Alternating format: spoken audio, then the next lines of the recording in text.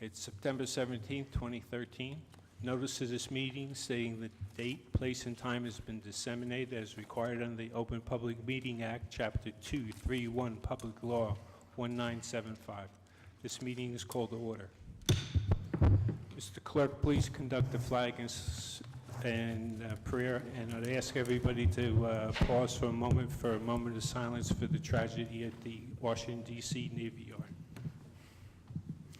God of the universe, look thou with favor upon these here assembled, and bestow thy guidance upon the members of the governing body in their deliberations. This we ask in thy name. Amen. I pledge allegiance to the flag of the United States of America and to the republic for which it stands, one nation, under God, indivisible, with liberty and justice for all.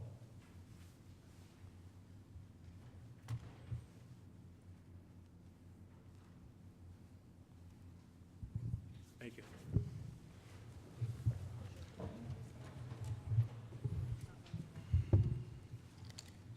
In the event of emergency, the proper method for exiting the council chamber is through the 3 rear doors. Occupants should proceed down the staircase out the front door and move away from the area of the front steps. Any member of the public wishing to speak during the public comment session at the end of the meeting, please sign in the white sheets provided in front of the room. Please turn off all cell phones or place them on vibrate. If you must take a call, please leave the council chambers to do so. Mr. Clerk, please call the roll. Mr. Colobus. Here. Koziel. Here. Brown. Here. Armstead. Here. Cosby Hurling. Here. Sadowski. Here. Sheehy. Here.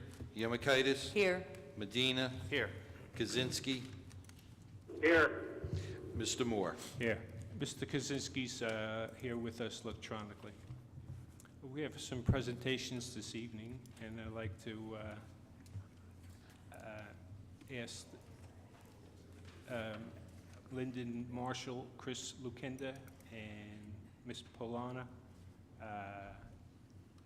Colleen Michelle D'Amico, and excuse me if I slaughter your name, and Julia Warza to please come forward, and Ms. Keppa for presentation, please. And Sue Lukenda. And Lisa De Silva.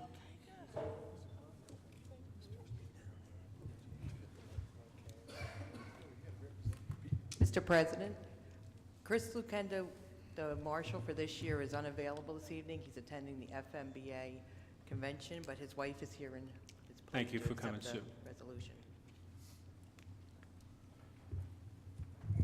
Every year, St. Teresa's Church and the General Pulaski Memorial Day Parade Committee pick a Miss Polonia, a junior Miss Polonia, and a Grand Marshal of the Pulaski Day Parade, which marches down Fifth Avenue in New York City. And every year, I look forward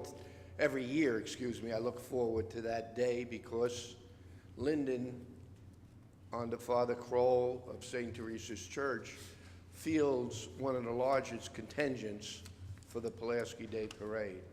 And I'm proud to march down Fifth Avenue with the St. Teresa's contingent. And this year it's going to be October 6th, and we are recognizing 2 Miss Polonias and a junior Miss Polonia and the Grand Marshal, Christopher Lukenda. Christopher's down, as Councilwoman Yamikaitis stated, at the convention. He's running for state president of the FMBA. So hopefully he's going to win and honor Linden further by representing the entire state of New Jersey and the firefighters. With that, I would like to read a resolution honoring Chris and present it to his wife, Sue. Whereas Chris Lukenda has been selected to serve as the 2013 Marshal of the Linden Pulaski Day Parade Committee and will represent thousands of Linden residents of Polish descent at the 76th Annual Pulaski Day Parade in New York City on Sunday, October 6, 2013. And whereas Chris Lukenda is the son of the late Walter and Laura Lukenda and is a lifelong Linden resident who is extremely proud of his long association with St. Teresa's, including being a graduate of St. Teresa's School, Grammar School. Whereas Chris Lukenda went on to graduate Roselle Catholic High School and attended Union County College. Whereas Chris Lukenda is a firefighter, emergency medical technician with the Linden Fire Department for over 20 years and currently serves as president of Linden Fires Union, FMBA Local 34. Whereas Chris Lukenda also serves as secretary of the New Jersey State Mutual Benevolent Association, a position that he's held for 14 years. And whereas Chris Lukenda is married to Sue Prashek, I'm sorry I mispronounced it, and is a father to Samantha, Miss Polonia, 2007, and Tiffany, Miss Polonia, Jr., 2007. And whereas Chris Lukenda is proud of his Polish heritage, particularly during the holiday season, when he practices the traditions that were handed down to him from his parents and celebrate every year. Where it is proper and fitting that Chris Lukenda be recognized for the honor bestowed upon him to represent the City of Linden and its Pulaski Day Parade contingent. Now, therefore, be it resolved by the Mayor and Council of the City of Linden that they do hereby congratulate Chris Lukenda on being selected as the 2013 Linden Pulaski Parade Marshal, and be it further resolved that this resolution be entered in the minutes of the Council of the City of Linden, and a copy hereof be presented to Chris Lukenda in recognition of the foregoing. Sue, again, on behalf of the City of Linden, we're proud to present this to your husband and wish him well in his election.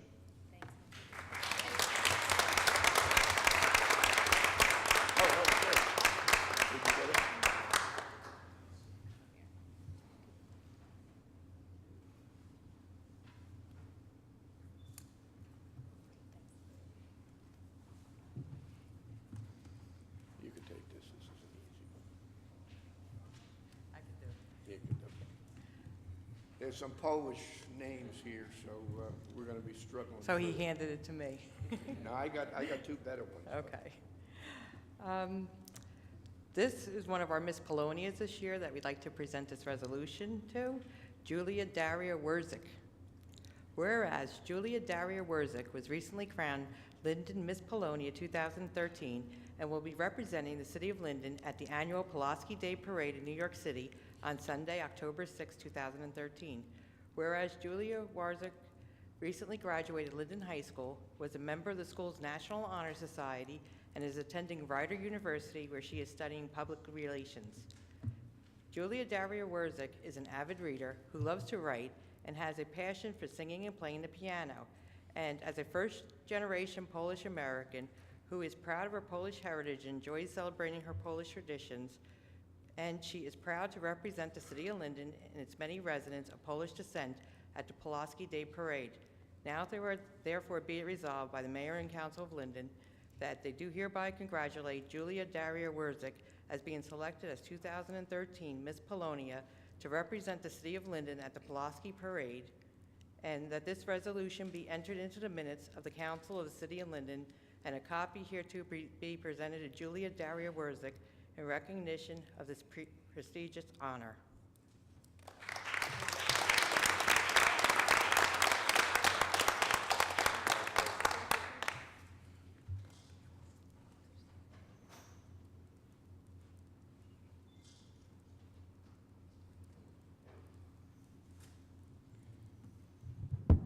Okay, I have the honor of reading another proclamation for Miss Polonia. Kellyanne Michelle Domenico was recently crowned Linden Miss Polonia 2013 and will be representing the City of Linden at the annual Pulaski Day Parade in New York City on Sunday, October 6, 2013. Whereas Kellyanne Michelle Domenico is currently a junior at William Patterson University, where she is a business major specializing in marketing and management. Whereas Kellyanne Michelle Domenico is an avid dancer with her favorite modes being jazz and tap. Whereas Kellyanne Michelle Domenico shares her enthusiasm for dance by teaching it at the school she has attended since she was 4 years old.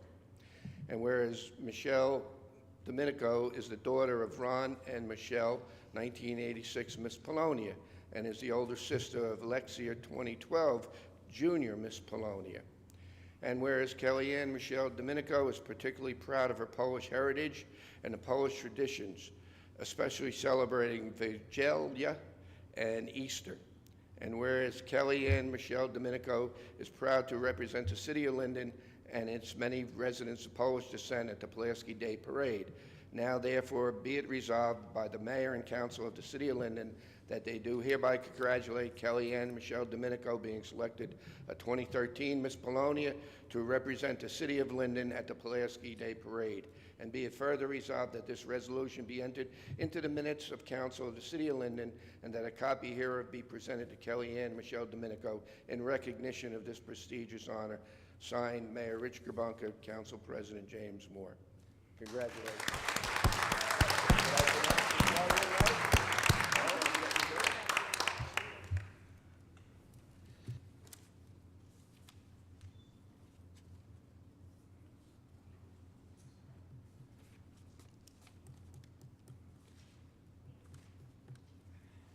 There you go.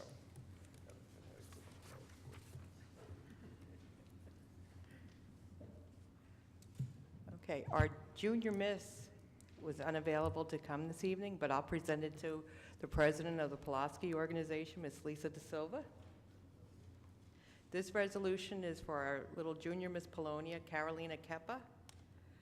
Whereas Carolina Keppa was recently crowned Linden Junior Miss Polonia 2013 and will be representing the city of Linden at the annual Pulaski Day Parade in New York City on Sunday, October 6th, 2013, and is currently attending Seoul Middle School and is enrolled in the Gifted and Talented program.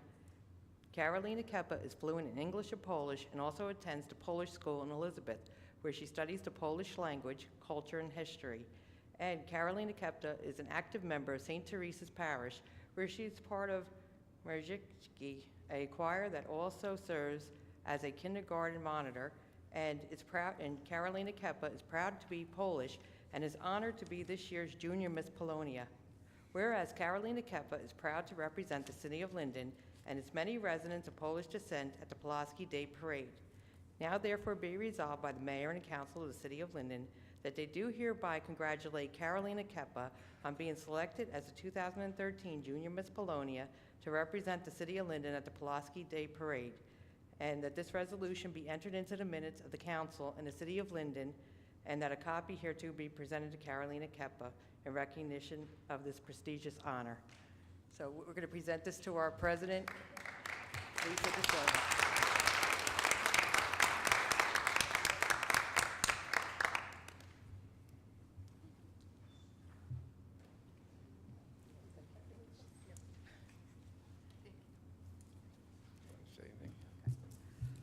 I would just like to thank everyone from the city of Linden for supporting the Pulaski Day Parade and invite everyone to march down Fifth Avenue with us on October 6th. The buses will be leaving St. Teresa's. We don't have a time yet. They're still scheduling when the Linden contingent will be on, but if you like, we have a Facebook page that you could go to. It's a General Pulaski Memorial Parade Committee of St. Teresa's Linden, and all the information will be posted there. And I'd just like to take this opportunity to thank Lisa De Silva for taking over the reins as president. We're really moving the organization forward, and just all the efforts, we really appreciate all your hard work, Lisa. Bob, would you like to say something? I just want to congratulate this year's people who made this possible.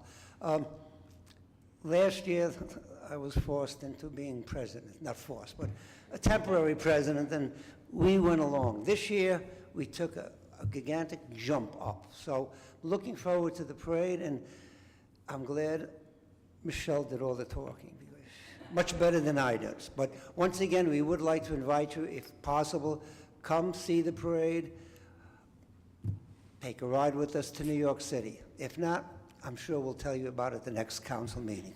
Okay, thank you.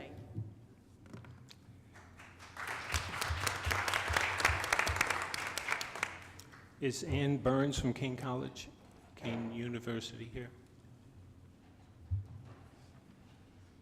Okay, we're going to move into ordinance, continued from the August 20th.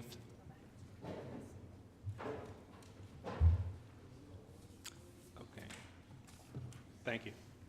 I'd like to get a motion to approve the minutes of August 20th, 2013 meeting. Motion, please. Thank you, Council President. I move the approval of the minutes from meeting of August 20th, 2013, and ask for a second. Second. Mr. Colbus? Yes. Kozio? Abstain. Brown? Yes. Armstead? Yes. Crosby, Hurling? Yes. Sadowski? Yes. Sheehy? Abstain. Yamakaitis? Yes. Medina? Yes. Kaczynski? Yes. Mr. Moore? Yes. Move into ordinance. Yes. Thank you.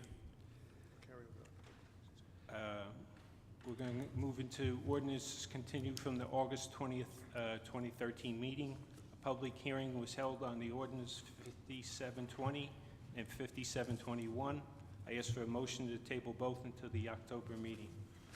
Council President, I make a motion to table indefinitely ordinance 57-20 and 50-21 and ask for a second. Second. Mr. Colbus? Yes. Kozio? Yes. Brown? Yes. Armstead? Yes. Crosby, Hurling? Yes. Sadowski? Yes. Sheehy? Yes. Yamakaitis? Yes. Medina? Yes. Kaczynski? Yes. Mr. Moore? Yes. Ordinance on hearing.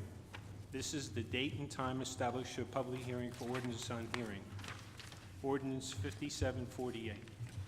An ordinance to amend and supplement Chapter 7, Traffic, as follows. Section 7-22.1, four-way stop intersection. Add East Elm Street and Washington Avenue. Has the ordinance been properly published and posted? Yes, sir. Have we received any written communication? No, sir. Is anyone in the chamber wishes to be heard on the ordinance? Please come up, please.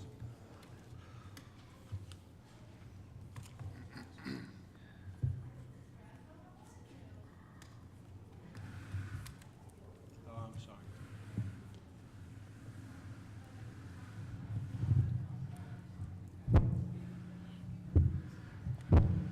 Oh, boy. I consider that my workout for the week, thank you. With regard to this, why are we getting rid of the traffic light? Mr. Brown? Ms. Here, if you look at that traffic light has no delay, so it goes from red to green right away. So if you have a lot of children there, you have School 1, you have Seoul Middle School that's right in the corner down there, you have the library, you have Dobson Park and Washington Park right down the road on there, in that area. Could you speak into the mic? I'm having a hard time hearing you. Can you hear me now? Yeah. All right. So talking over with our traffic bureau, we were talking about this for over a year and a half. What would be the best solution? Either replacing that light or putting a four-way stop sign. Their recommendation is a four-way stop sign. If you look all down that street, I don't know where the feedback's coming from. Is that, working with our police department, this is the best recommendation that they have. Again, that light has no delay, and to upgrade that light will cost thousands of dollars to do. Okay, thank you. Mr. Sharpie? I'd like to thank Mr. Brown and Mr. Colibus and Mr. Cozio and everyone on this, because we discussed this 3 years ago. I was talking about this intersection. Thank you for getting that four-way stop, especially with the buses. They had to make a turn there, and thank you so much for it. Thank you. Thank you. Anyone else in the chamber wish to comment on this? If not, I'll ask for a motion, please. Council President, make a motion for the passage of ordinance 57-48 and ask for a second. Second. Mr. Colbus? Yes. Kozio? Yes. Brown? Yes. Armstead? Yes. Crosby, Hurling? Yes. Sadowski? Yes. Sheehy? Yes. Yamakaitis? Yes. Medina? Yes. Kaczynski? Yes. Mr. Moore? Yes. 5749, Mr. Clerk. An ordinance to amend and supplement Chapter 7, Traffic, as follows. Section 7-12, Parking Time Limited, delete from 7-12.2B, Time Limited Meter Parking, Section 2-5, and there entirety. Add 7-12.2B, time limit metered parking, section 2-5. Has the ordinance been properly published and posted? Yes, sir. Have we received any written communication? No, sir. Does anybody in the chamber wishes to be heard on the ordinance? Please come forward.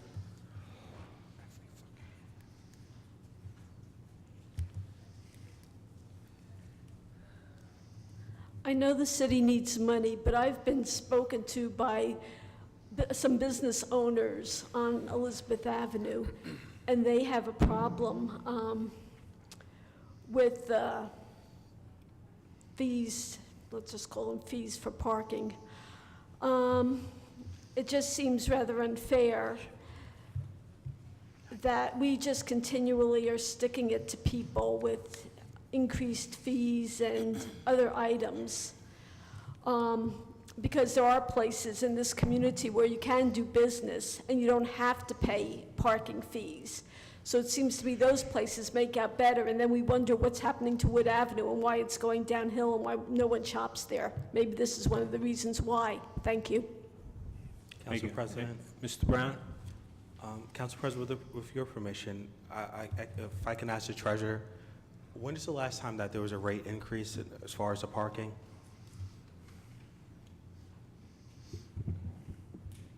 I believe the last time we had discussed this, it was decades that the last increase was. I think it was like in the 1980s. And also, Ms. Hero, is with the mayor has been holding meetings as far as with our planners that are going to be helping us out with Wood Avenue. And just, was it on Wednesday, correct me if I'm wrong, Mayor, she even mentioned that our parking rates are one of the lowest, if not the lowest, in the area. That's correct, Councilman Brown. Any further comments from the people in the audience on this? If not, I'll ask for a motion, please. Council President, I move that the hearing be closed and ordinance number 57-49 be adopted, and ask for a second. Second. Mr. Colbus? Yes. Koziel? Yes. Brown? Yes. Armstead? Yes. Crosby Hurling? Yes. Sadowski? Yes. Sheehy? Yes. Yemakaitis? Yes. Medina? Yes. Kaczynski? yes, Mr. Moore? Yes. 5750. An ordinance to amend and supplement Chapter 7, Traffic, as follows. Section 7-15, parking by permit only in designated residential areas. 7-15.1, parking details shall be valid for a 3-year period. Has the ordinance been properly published and posted? Yes, sir. Have we received any written communication? No, sir. Is anybody in the audience wish to be heard on this? Motion, please. Yes, Council President. I ask that ordinance 57-50 be closed and seek a second. Second. Mr. Colbus? Yes. Koziel? Yes. Brown? Yes. Armstead? Yes. Crosby Hurling? Yes. Sadowski? Yes. Sheehy? Yes. Yemakaitis? Yes. Medina? Yes. Mr. Kaczynski? yes, Mr. Moore? No. 5751. An ordinance to amend and supplement Chapter 7, Traffic, Section 7-35, Regulation for the movement and the parking of traffic on municipal property and Board of Education property as follows. Delete Section 7-35.2 in its entirety. Add Section 7-35.2, Municipal Parking Lots. Has the ordinance been properly published and posted? Yes, sir. Have we received any written communication? No, sir. Does anybody in chambers wish to be heard on the ordinance? Motion, please. Council President, I move the hearing be closed and ordinance number 57-51 be adopted, and ask for a second. Second. Mr. Colbus? Yes. Koziel? Yes. Brown? Yes. Armstead? Yes. Crosby Hurling? Yes. Sadowski? Yes. Sheehy? Yes. Yemakaitis? Yes. Medina? Yes. Kaczynski? yes, Mr. Moore? Yes. Mr. Clerk, 5752. An ordinance to amend an ordinance entitled, an ordinance establishing a schedule of titles, salary ranges, and regulations for maintaining the classification and salary standardization plan of all employees of the City of Linden, passed August 15, 1995, and approved August 16, 1995. 4-HH1, Accounting Procedures and Analyst, Municipal Court Administrator, and Principal Payroll Clerk. Has the ordinance been properly published and posted? Yes, sir. Have we received any written communication? No, sir. Does anyone in the audience wish to be heard on the ordinance? Please come up.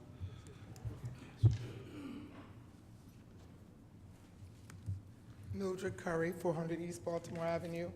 I'd like someone to just explain to me why we have an ordinance for that. We already had an ordinance, didn't we, to cover these? Mrs. Stack?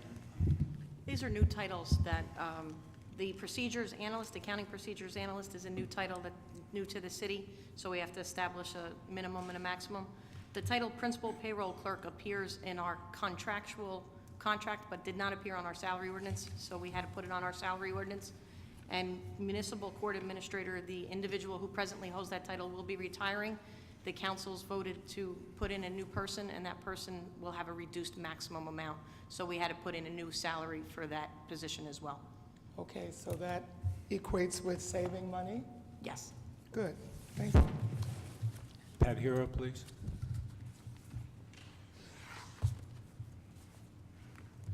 Pat Hero, Wheatsheaf Road. Could you give me the range for the municipal court administrator, please?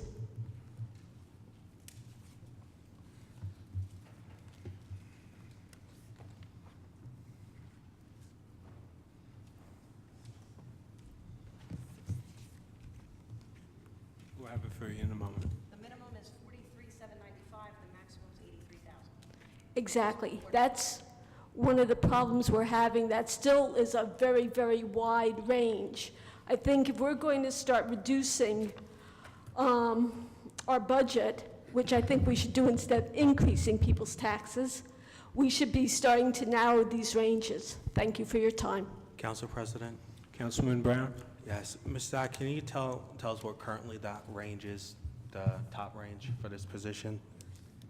The current maximum's near $120,000 for that present title. So basically, we cut this by almost $40,000 roughly, or either $30,000 or $40,000. Yes.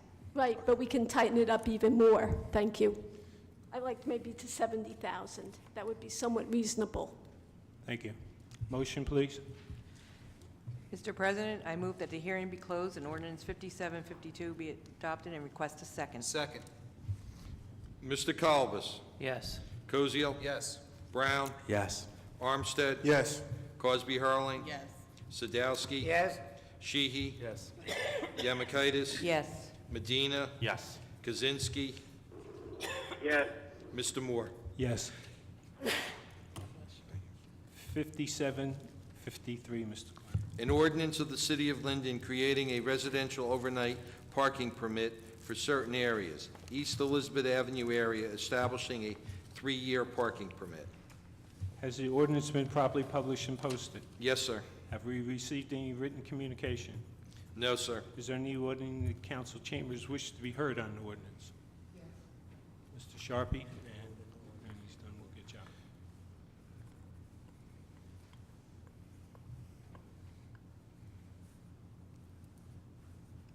On this resolution, it's a little bit too late. I asked about this 2 years ago, and I was told they had no time for it, so now we've decided to move out of Linden. Thank you. Please come up. My question is, these parking permits, are they for the new apartment complex that we have, the new condominium complex? No, these Are parking they permits. related to that at all? No, this or- is not related to that at all. This is an area down where East Elizabeth Avenue, they have to split off going over towards Roselle Street, and there's a parking issue for the residents. The councilman requested we look into and came up with an ordinance so that the residents. Where is this again? Could you? It's heading down towards, on East Elizabeth Avenue, where you have that split going off to one side. Would that be going towards Rahway? No, the other way. Going Spot. towards Elizabeth? Correct, Okay, I see. yeah. All right, It's thank a you. residential area, it's for the residents in the area, at the Yes, request of the it's councilman. very narrow going in that direction. Okay, thank you. Anyone else in the chamber wish to comment? Seeing none, I'll ask for a motion. Council President, I make a motion for the passage of ordinance 57-53 and ask for a second. Second. Mr. Colobus? Yes. Cosio? Yes. Brown? Yes. Armstead? Yes. Cosby Hurling? Yes. Sadowski?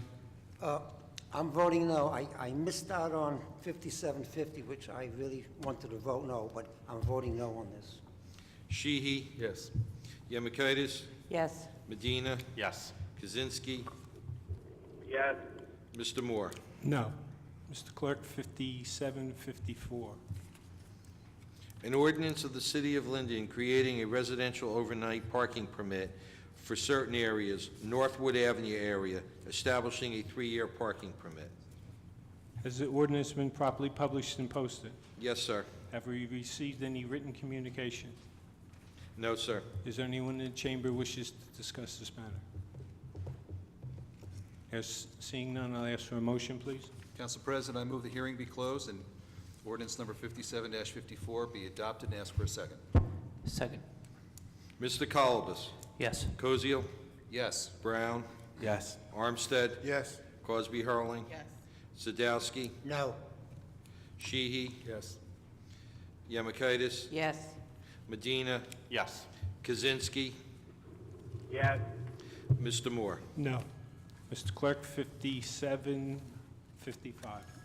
Bond ordinance providing an appropriation of $112,000 for the acquisition of 2 dump trucks for the Public Works Department and authorizing the issuance of $106,400 in bonds or notes to finance part of the cost.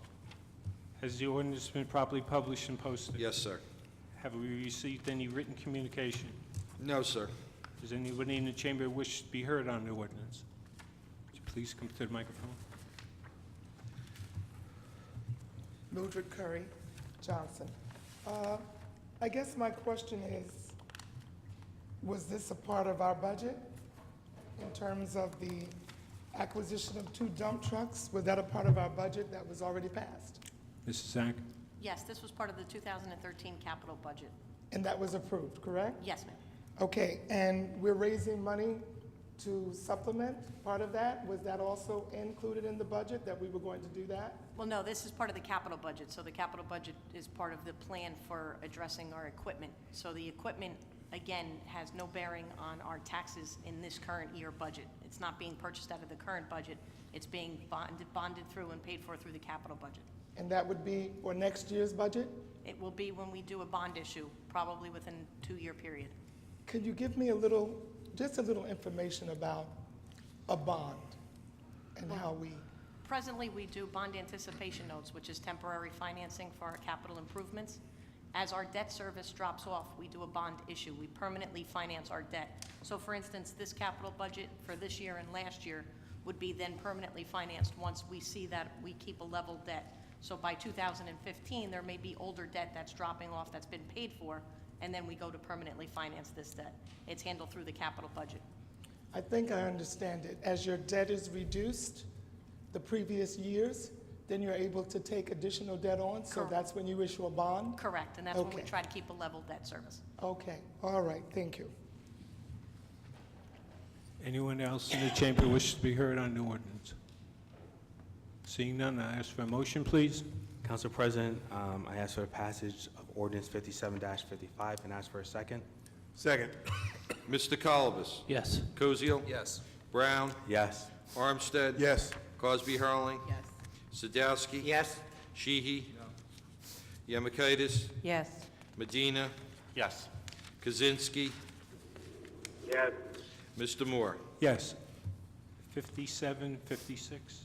Bond ordinance providing an appropriation of $121,000 for the installation of traffic signals and related traffic improvements for the police department, and authorizing the issuance of $114,950 bonds and notes to finance part of the cost. Mr. Clerk, has the ordinance been properly published and posted? Yes, sir. Have we received any written communication? No, sir. Does anyone in the chamber wishes to be heard on the ordinance?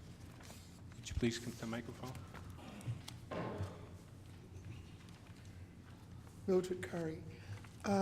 I guess I'm really concerned about the place that we were in this year with the $5.2 million that we were in debt. And so, well, we were below our ability to pay, and we had to raise not only property taxes, which has been a consistent thing, but we also had to add additional money on the backs of taxpayers.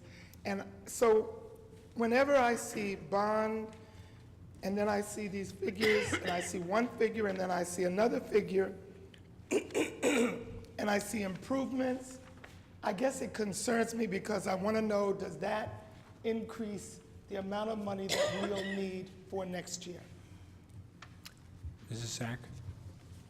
Again, this is part of the capital budget for 2013. It was approved in the capital budget, and again, it has no impact on the current fund budget. This is something that, once again, we handle through the capital. Yes. This particular ordinance is dealing with certain pedestrian traffic crossing signals, and there's about 4 different older intersections that need to be updated, as well as traffic and pedestrian crossing signs. So this is something that we're handling through the capital budget. It's not going to impact the current fund budget. And it's not going to raise the amount of money that we have to have for next year in order to meet our bills? No. Okay, thank you. Council President? Councilman Brown? Yeah. And, I'm sorry. One of the reasons why we're doing this, and like Ms. Zach said, is to improve these intersections. While this is outside of our current fund budget, which most of your taxes pays towards, what's in your current fund budget, and we keep hearing, remember, month after month, we talk about vendors, is that, you know, trying to save money by reducing the amount that we pay for these vendors that have to come out and repair these old lights. So some of these lights keep breaking down. I think one was in the 7th ward, and one was like in my ward. So we keep paying a couple of $1,000s a pop for them to come out to repair these, which comes out of the current fund budget, which that's where your taxes are coming out of, as opposed to just fixing this and reducing the amount that we're paying to these vendors. You know, that's how we'll save money in the long run.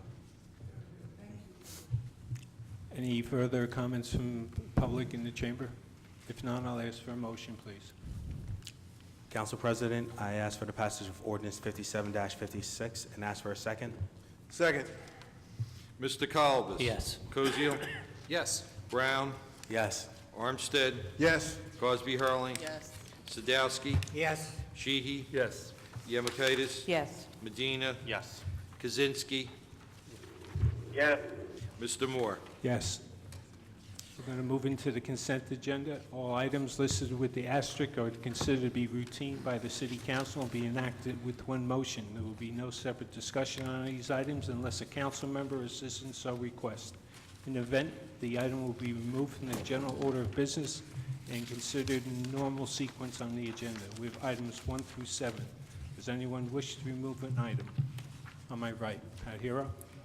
Number 4. In the center, anybody wish to remove an item? On my left. Have a motion on the others, please? Yes, Council President. I ask that we move consent agenda number 1 through 7 with the exception of number 4, and also with the amendment to item number 7 to reflect the retirement date of November 1 for Michael Blazowski. And I seek a second. Second. Mr. Colbus? Yes. Koziel? Yes. Brown? Yes. Armstead? Yes. Cosby Hurling? Yes. Sadowski? Yes. Sheehy? Yes. Yemakaitis? Yes. Medina? Yes. Kaczynski? yes, Mr. Moore? Yes. On item number 4, would you come up, please?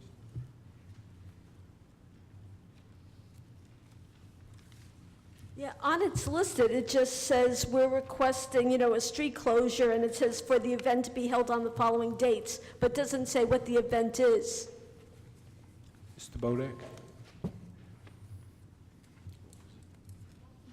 It's a block party. The residents requested that the road be closed for a block party. Okay, thank you. Further comments? Seeing none, I ask for a motion, please. Yes, Council President. I ask that we move consent agenda item number 4 and seek a second. Second. Mr. Colbus? Yes. Koziel? Yes. Brown? Yes. Armstead? Yes. Crosby Hurling. Yes. Sadowski? Yes. Sheehy? Yes. Yemakaitis? Yes. Medina? Yes. Kaczynski? yes, Mr. Moore? Yes. I'd like to move into committee reports. Mr. Colibus? Thank you, Council President. From the Engineering Department, bids were received on September 5th for the resurfacing of Orchard Terrace, Arudo Street, Trailing Point Road, East 12th Street, Princeton Road, Ferber Avenue, and Morristown Road. Because they exceeded the engineer's estimate by 16%, we recommend the bids be rejected and the project be rebid next month. After I read this, I'm going to ask for approval. Meridian Lifestyles Urban Renewal Linden LLC is applying to the New Jersey Department of Environmental Protection for treatment works approval permit to discharge 30,300 gallons per day of sewage from a 5-story proposed apartment building at 103 to 137 Southwood Avenue. The site plan was approved by the Planning Board on August 13, 2013. Our city engineer has reviewed the application and recommends approval. There will be no cost to the city for this permit. I therefore move that the city engineer be authorized to endorse this application to New Jersey Department of Environmental Protection. I move for approval and ask for a second. Second. Mr. Colibus? Yes. Koziel? Yes. Brown? Yes. Armstead? Yes. Crosby Hurling. Yes. Sadowski? Yes. Sheehy? Yes. Yemakaitis? Yes. Medina? Yes. Kaczynski? yes, Mr. Moore? Yes. Thank you. For First Ward issues, believe me, I've received numerous requests over the last couple weeks about tree trimmings that need to either be cut, trimmed, or cut down. Believe me, I believe Public Works is in the 4th Ward, correct, Councilman Armstead, right now? Yes, they are. And believe me, I have every request down and submitted to the Public Works, and they have everything on file, so they're going to get to it as soon as they possibly can. So if anybody, any First Ward resident has any questions or concern, you could reach me at 925-5568. This completes my report, Council President. Thank you. Councilman Koziel? No reports tonight, Council President. Councilman Brown? Thank you, Council President. From the Finance Committee, approval is requested for the following finance actions. In the Department of Finance, approval of the CFO to submit the best practice worksheet to the Division of Local Government Services by the October 15, 2013 deadline. Item number 2, the payment of bills totaling $1,305,575.30. The bills have been signed by the Mayor, Council President, and the Finance Chairman, and a detailed check register and vouchers are on file in the Clerk's office. I move for approval and ask for a second. Second. Mr. Colibus? Yes. Koziel? Yes. Brown? Yes. Armstead? Yes. Crosby Hurling. Yes. Sadowski? Yes. Sheehy? Yes. Yemakaitis? Yes. Medina? Yes. Kaczynski? yes, Mr. Moore? Yes. Also, in regards to the Finance Committee, last couple of months, I've been talking about preparing, a 5-year plan or budgets. So I just want the public to know that on Thursday, September 26th, around 6 p.m., the city will be holding a special meeting where we have invited our department heads as well as our financial team, if you want to say, that works with the city to talk about financial projections that have been prepared for the 2014, 15, 16, 17, and 2018 budgets. So again, this is one of our goals, is to start looking ahead and get projections and able to help stabilize property taxes. So I just want to let everyone know we are working on that, and the public is encouraged and welcome to come to the meeting again, Thursday, September 26th at 6 p.m. In regards to Third Ward news, I don't know if the engineer can explain what's going on in East Elm, because that's the last street to be paved.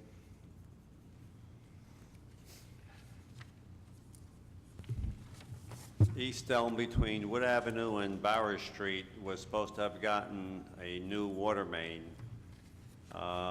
The water company temporarily ran out of money, so they postponed the job till late October, early November. They still anticipate being done by Christmas, and the street will be resurfaced in the spring or summer next year. Okay, thank you. And lastly, I'm just going back to the ordinance as far as with the lights that are being installed. The treasurer passed me a note as far as some of the things that will be going on, which will affect all of the city, is countdown timers in some of our high traffic areas such as Wood Avenue. You're going to start seeing some of these countdown timers, which I think is very important. Upgrading various lights at Knopf and DeWitt, Blanky and Washington, McCandless and Curtis, Roselle and Curtis, four-way stop signs, I believe, in the second ward on DeWitt, or a new signal, and flashing school and pedestrian crossing signs. Other than that, end of report. Thank you, Councilman Brown. Councilman Armstead? Yes, Mr. President, I have the following reports. In the City Clerk's License Division, monthly report for the month of August 2013, the office issued 75 dog licenses and 69 miscellaneous licenses and collected $2,051. In August 2013, the monthly financial report from the Division of Transportation and Parking, the New York side collections were $6,612. The Trenton side collections were $7,173. The credit card transactions were $17,705.55, and the parking meter collections were $10,240.80, with a grand total of $41,731.85. The following licenses, permits, and transcripts were issued in the city clerk's office during the month of August 2013. These fees have been turned over to the treasurer's office for the city of Linden. There were 121 birth, death, and marriage transcripts for $1,770. There were 26 marriage civil union licenses for $78 of city revenue and $650 for state revenue. There were 10 miscellaneous revenue items for $55.40. There were 2 bingo raffles for $40 and 109 EDRS vital stats for $1,770, 1 borough permit for $5, for a total of $3,718.40, and $650 going to the state, with a grand total of $4,368.40. As mentioned earlier, in Bond Ordinance 5756, we are doing some improvements with regards to our older intersections. There's been some upgrades that are going to be performed on our lights, and one such light is the light at McCandless and East Curtis Street. It's right near School 5. So that particular bond ordinance and that money that's been appropriated will go to fix that particular light. Also, I just want to make mention that the Department of Public Works is in the 4th Ward now. They are trimming trees. They basically have just scratched the surface, so be patient. We have a lot of trees that need trimming over there. They're working very diligently, and we do understand that it will take them some time to get through. I would venture to say that they probably won't be finishing up until about October. Am I correct? We have our supervisor in the back there, our tree supervisor. Is that a fair estimate? Yeah, about October. Yeah, we're trying to get everyone in time. Yeah, and they're doing a pretty good job, and we thank them for their efforts. Could you repeat his answer, because he wasn't on the mic? He said they will probably be finished sometime around October. We're trying to get, we'll be done hopefully by October, middle of November, and we're going to try to get each ward one by one. We're going into numbers 5, 6, 7, and we'll come around. Middle of November would be a better estimate, okay. So we thank him for his efforts. And basically, that concludes my reports, Mr. President. We don't have too much this evening. Thank you, Councilman Armstead. Councilwoman Cosby Hurley? Thank you, Mr. President. Negotiations Committee, we have a meeting scheduled for Thursday, and we are looking to prepare the negotiations. Basically, it's time. The contract is over December 31st, and we'd like to have our committee have, our requests now, and we'll give them to our labor specialist, and he's going to take them to the bargaining units, with the exception of those that made the concessions this year, police and fire, so they will be on for next year. So we will start the process, and hopefully we get a lot of givebacks so that we can see some savings for the taxpayers for the next coming years in the next contract. And I just will let everyone know we don't plan on doing 5-year contracts at all. The recycling committee, if you have been to some of the parks in the area, you'll see that the new receptacles are there. The Dorothy Ford Park was the one that has quite a few events and activities in that park. So you'll see you have the regular can and the blue recycle can. Just be mindful that we want you to put the recyclables in the recycle can. So the other parks are going to get their recycled cans and their new cans soon, because everything is already delivered to the city. The Boys and Girls Club of Union County has after-school programming at school number 4 and school number 5. It's the beginning of the year, and I know that one of the daycare centers in town in June left, so that left a void for some of the parents. The program started in September. It's getting off to a good start. If you're still interested in having your child at either school number 4 or school number 5, you can contact the Boys and Girls Club at 908-351-3344 for registration information for the after-school programming. I'm waiting to get a traffic study back, and you'll hear the signage and the pedestrian safety and all like that going on all over the city. At Adams and Dill, we'd like to have a 4-way stop sign. Not only is it a bus stop, it's a high-traffic area with several instances of accidents, and there's a park. So hopefully we get a traffic study and we can get our 4-way stop in the intersection of Adams and Dill. The bus stop that we approved on East St. George's Avenue and John Street has been approved. New Jersey Transit is happy to place the bus stop shelter for everyone taking the bus there. Right now, we're just waiting for the state, because it's a state highway, so we have to wait for them to get the appropriate approvals, and the residents and the neighbors who take the bus there will at least have some relief and have somewhere to sit when they're waiting for the bus. At the Linden Multipurpose Center, we have recently gone back and forth. I know that for many years, a lot of us have had concerns with regard to activities.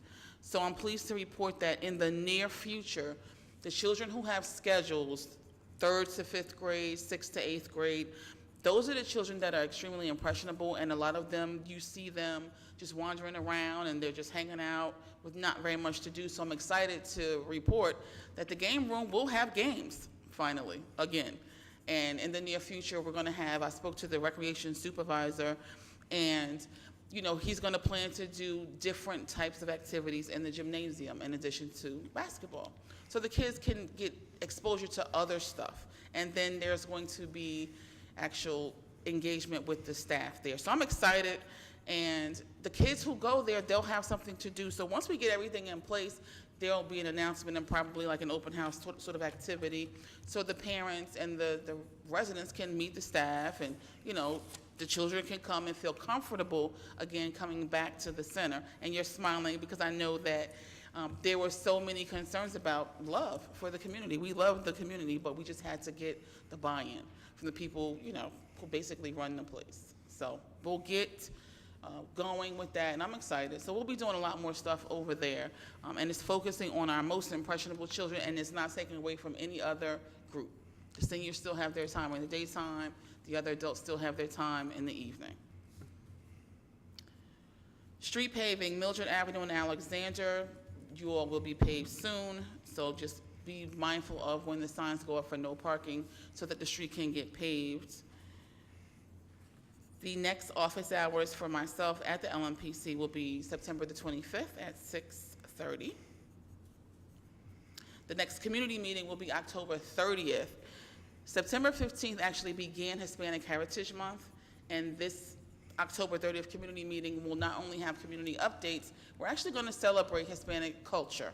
So if you like, the Hispanic culture, just come, enjoy, and we're going to have members of the Hispanic community just come and give us some cultural insights, and we're going to have food items donated from one of the local restaurants So it'll be October 30th at the LMPC at 6:30.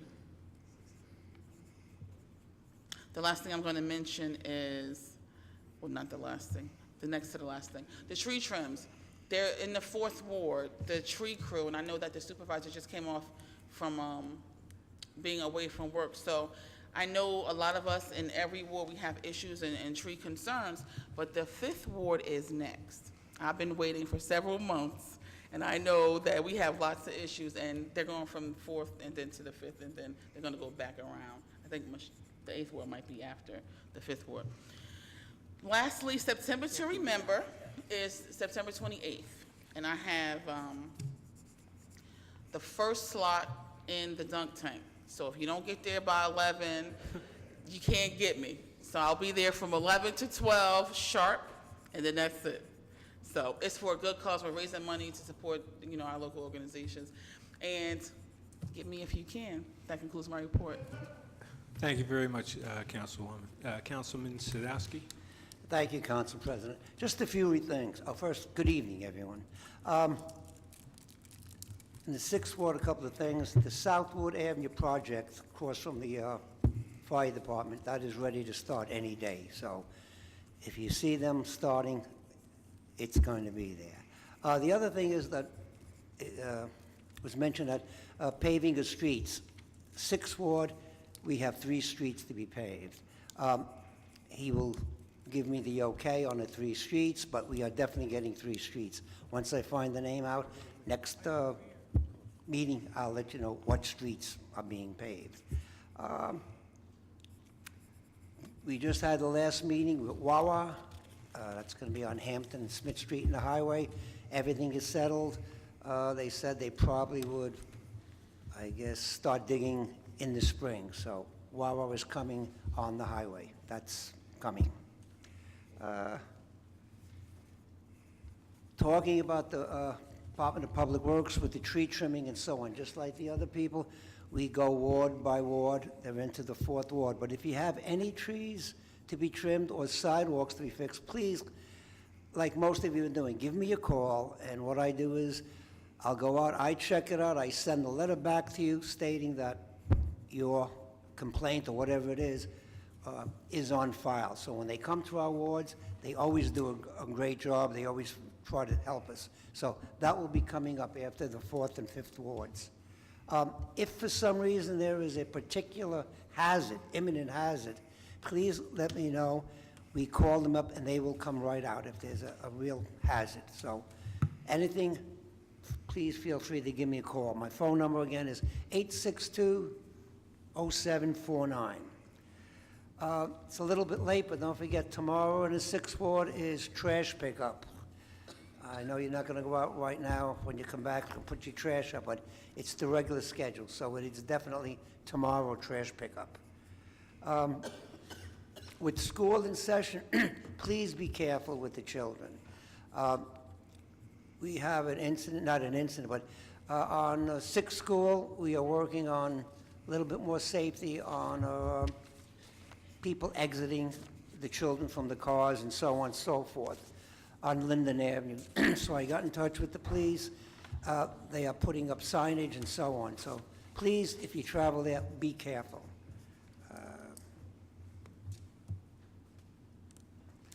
Also, with the fall coming, please watch the children. And also, if you see any kind of problems in your neighborhood or something suspicious, please give the police a call. Don't say, well, the neighbor across the street's going to call and so on. Please give them a call. If it's not correct, they don't mind coming out and checking it out, but you're better off being safe and not sorry. So please watch for them. I received a couple of complaints about the train station being closed before 5 o'clock. We already talked about that. Train station is supposed to be open from 6 to 5, so I'm sure it will be, but I had 2 or 3 people calling that it's been closing a little bit early.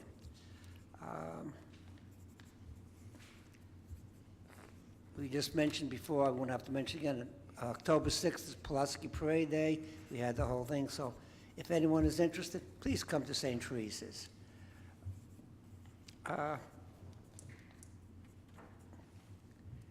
The senior, okay, in the fall, the senior citizen club is the one at Tremley Point, and the men's senior citizen club has just started. If you are not a member, please think about joining. It's a fun organization. They meet once a week. You can come, you don't have to come.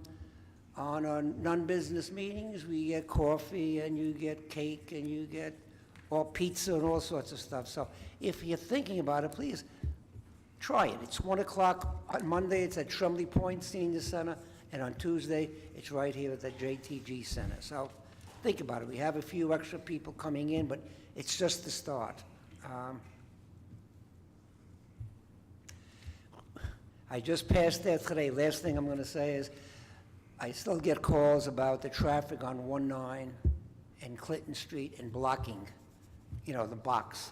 We did have a meeting with the state, about 6, 7 months ago. We stood on the highway by the Shell station. They did all the calculations. They're supposed to paint in the box and so on, but excuse me, we are still waiting.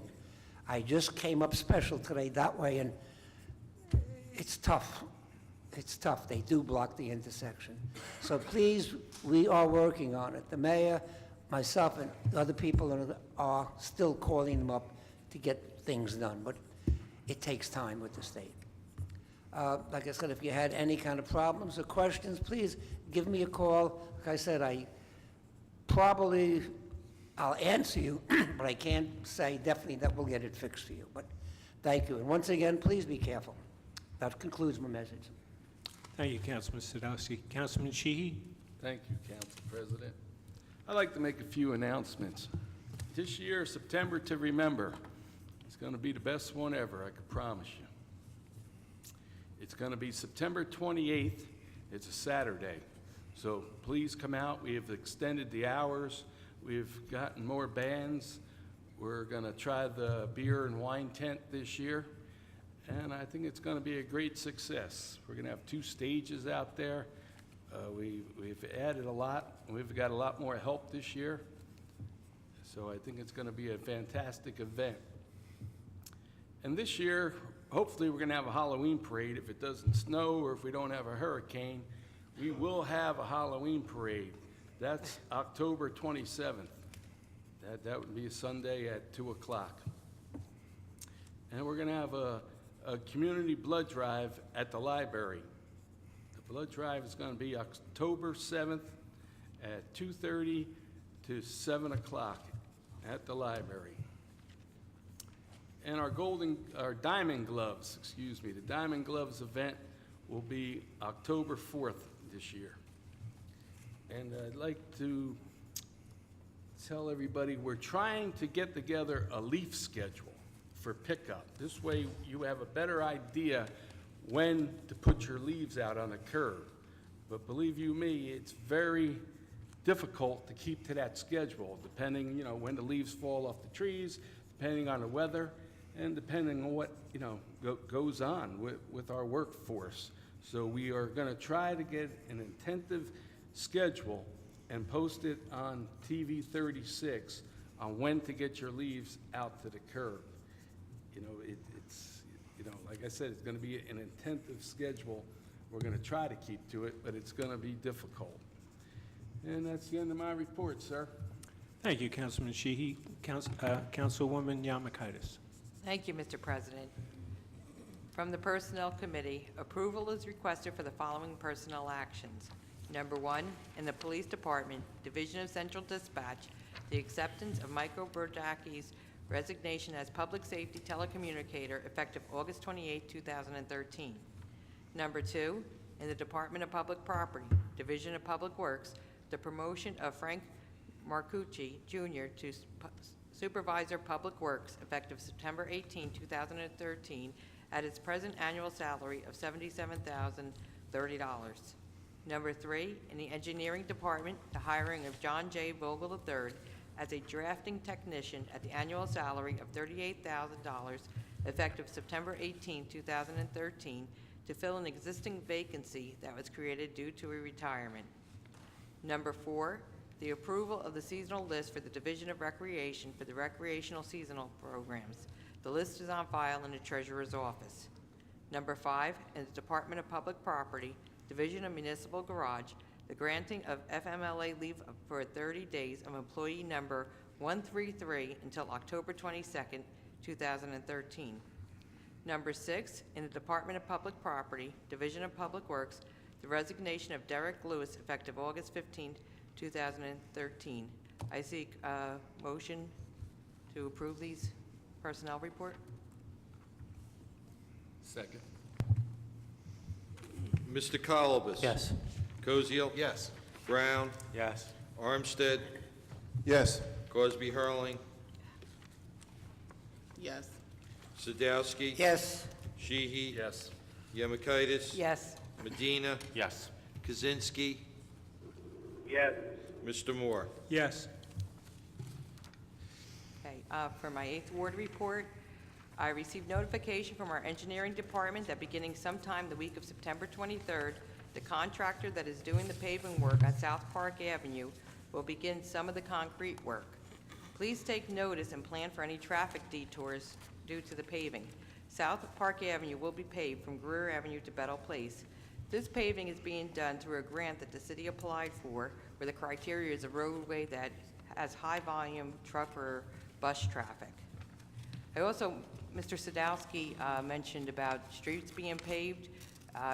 What the city, I'd just like to make the public aware, what the city's done is a program where we're doing odd and even numbers as far as the wards. So next year, the even numbered wards put in their request, so we're just waiting for approval of those streets. Okay. I want to thank everyone that braved the heat on September 11th to come to the candlelight vigil at the Wanda Green Park. The Wanda Green Park is a special place not only to the residents, but to the family and co-workers of Wanda Green, who wanted me to extend a special thank you to everyone for having the vigil and not letting us forget the tragic events of that day in our nation's history. We have a new flag flying at the memorial site that is for the flight crew and passengers of heroic Flight 93. We were unable to replace the original United Airlines flag that flew there. It was ripped and torn after several years, but due to the merger of the two companies, they no longer produce that flag. However, former 8th Ward Councilman Albert Youngblood was able to get a special flag for the park. It's dedicated, it's like a red, white, and blue flag that says Heroic Flight 93. I'd just like to also again thank Mr. Richie Check for letting us use his electricity to make everything possible again this year.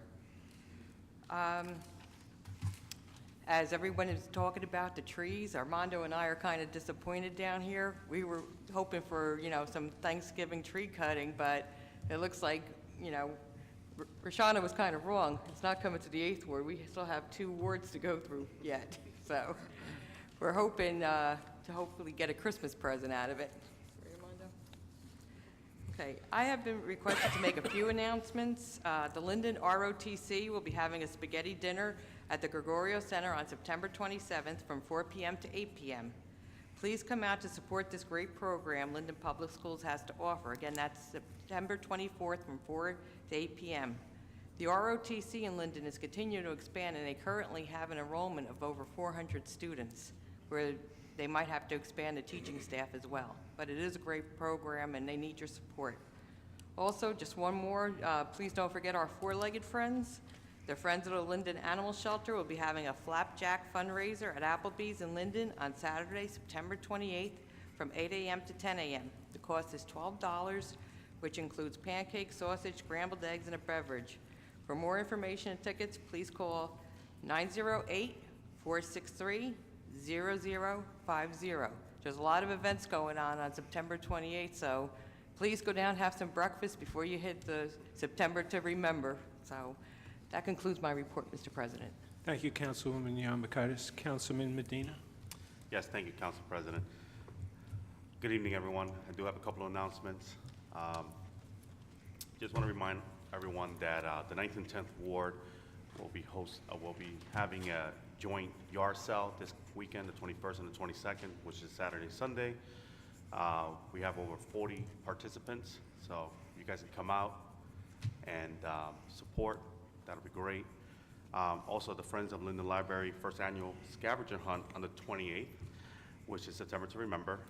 That will be the first annual. The cost is $10 for a pair, and there will be a cash prize at the end. You can register for this event on Friday the 27th between 2 and 5 at the Linden Library, or you can contact Dawn Bibiano for additional information at 908-494-8656. Now, just a quick update on public safety on the 9th Ward. I have met with the Director of Public Safety for Union County. The county has installed 2 speed counters, one on Raritan and the other one on Northwood Avenue between Raritan and St. George. After reviewing the data, the county will coordinate a speed control campaign on these roads. It will hopefully commence later this year, and not even sooner.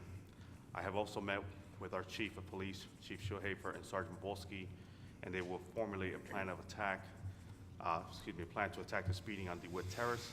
The chief assured me that it will commence sometime in September and hopefully continue this campaign throughout the year and possibly 2014.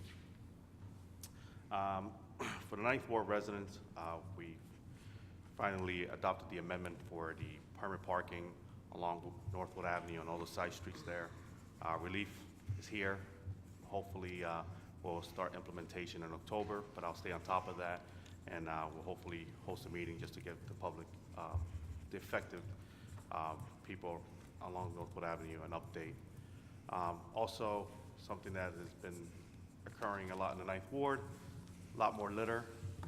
Don't know why, but when I go out for my walk, I always pick up a bottle or a can or whatever's on the streets. I always tend to pick it up. So let's try to keep our city clean, not only in the 9th Ward, but throughout the city. So if you're walking, you're going for a jog, or maybe you're just walking your dog, and you see something in the street, pick it up and throw it away. One of our waste receptacles, take it home and throw it away. Also, I want to thank everyone that came out on August 25th. We had our first meet and greet in the 9th Ward at the Paul Workmeisters Park. It was successful. We had a lot of people that came out. So I'm pretty excited about that. Hopefully we'll have another one next year and kind of try to build a community a little bit stronger and just overall bring a sense of awareness to our community. And I just want to, I mentioned this last month, but I just want to remind everyone, we're having a big issue with phony contractors in the city of Linden. I'm pretty sure it's everywhere else in the state. But again, if you suspect something and the contractor asks you to take out a permit in your name and doesn't provide you with a contract, that's a red flag. Always call our construction code department. They're more than welcome to take your call, answer any questions if they're available. Again, we're having issues in the city. Unfortunately, some of our residents have fell victim, and it's sad. So I just want to bring some awareness to that. Just please be aware of phony contractor. And that, be safe. School has started. Drive safe around parks and schools in the morning and afternoon, and be overall safe. Thank you. That concludes my report, Council President. Thank you, Councilman Medina. Councilman Adam Kaczynski, 10th Ward. He's here with us electronically tonight.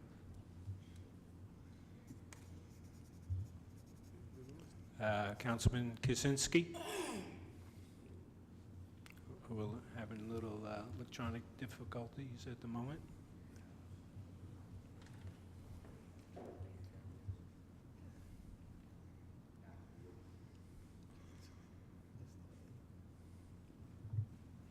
I think we lost him, Council President. All right, we'll get back to him if we can reconnect. And Mayor, could you present your report first? Yes, thank you, Council President. As all the council persons mentioned, we're having September to Remember the 28th. But I believe somebody should be recognized for all the hard work and effort that she has put in as president of the Cultural Committee. And I would just like to thank publicly Gretchen Hickey, who's sitting in the back. And please stand up, Gretchen. She's working so hard and putting in so much time, and she's strictly a volunteer. And I guarantee you that this is going to be the best yet September to Remember. So again, thank you for all your hard work, Gretchen. If people have noticed, we're starting to improve we're starting to use our beautification money around the train station on Wood Avenue. As everybody's familiar, we got about $1 million from Transit Village, which is run by the Department of Transportation. We can only use it for the beautification program. The project team, which is meeting, has decided that we are going to spend that money from the railroad trestle northbound and from the railroad trestle southbound as far as the money takes us, and we're deciding on what improvements we want to do. And again, if the public has any suggestions, please feel free to contact my office with your suggestions. We've already beautified the inside of the train station with new restrooms, benches, and a paint job. Shortly, they're going to be painting the outside of the train station. We've had a painter paint underneath the trestle, and through the hard work of Councilman Medina, he was able to contact a fraternity in Kane College, and they are on October 5th going to be painting murals on the walls underneath the trestle. So again, we're going to start beautifying that area, and I think it's going to be something that's going to spruce up Wood Avenue and spruce up the entire neighborhood. I also would like to mention that, just to remind people, that Comcast has a program for individuals who are low income to get bargain basement prices on the internet for their home. They charge $9.95 a month. The family has to have at least one child eligible to participate in the National School Lunch Program. And if you want to apply for this low-cost internet service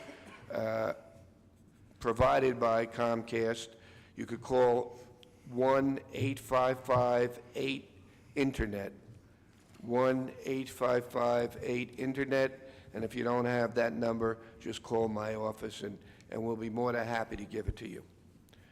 Also, I'd like to mention that you're going to be hearing more about the Affordable Care Act, which is also known as Obamacare.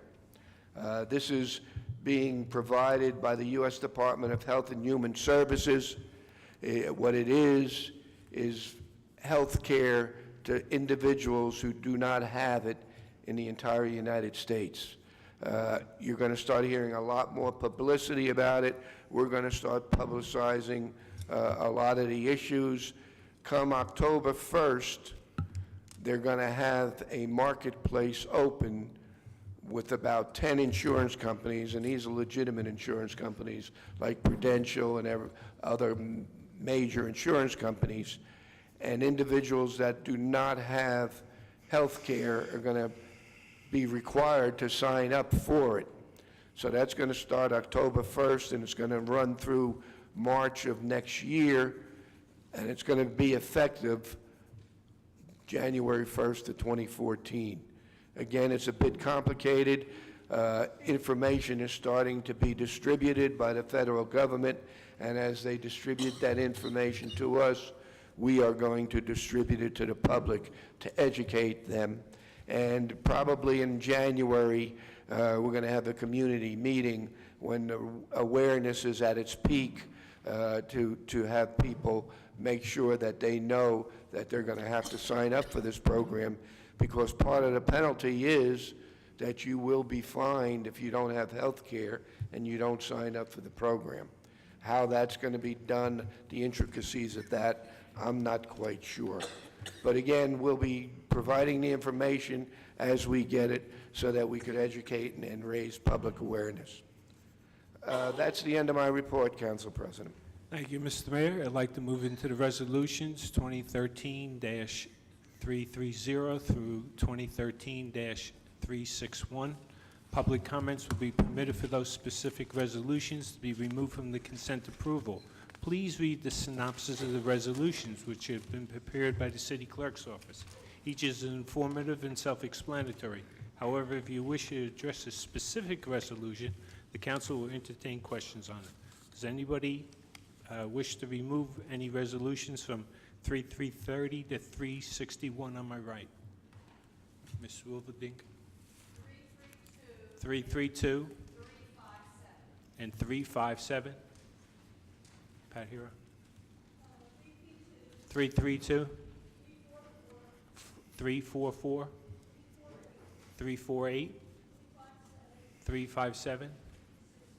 361. And the gentleman? Sir? 334. Your name, sir? Dial? Okay. 334.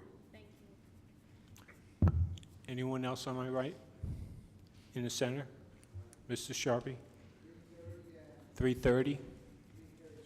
And 336. In the center?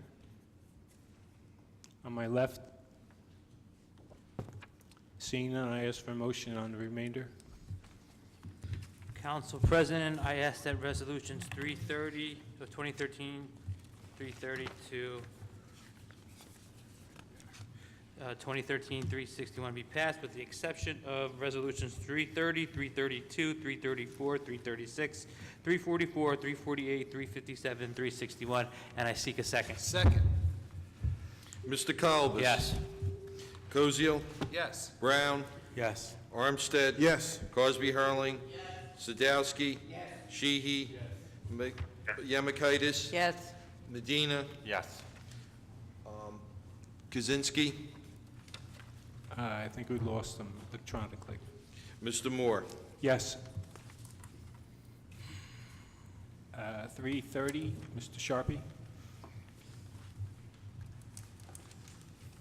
Yes, on this one, these funds, will they be, some of these funds go to the school district? Because there is a law that's in here now that students applying for their license and everything would want to know about it, and that's have one be pulled over. And if you have one bottle of alcohol or one drink, you could be pulled over under new statute laws, and some of these funds be sent over to the school district so that they can, with their driving courses and also the health classes, some of these funds be sent over to the schools. That's all. Thank you. Motion, please. Council President, I ask that resolution 2013-330 be approved and seek a second. Second. Mr. Kalbas? Yes. Kozio? Yes. Brown? Yes. Armstead? Yes. Crosby Hurling? Yes. Sadowski? Yes. Sheehy? Yes. Yemakaitis? Yes. Medina? Yes. Mr. Moore? Yes. 332, Ms. Wilverdink?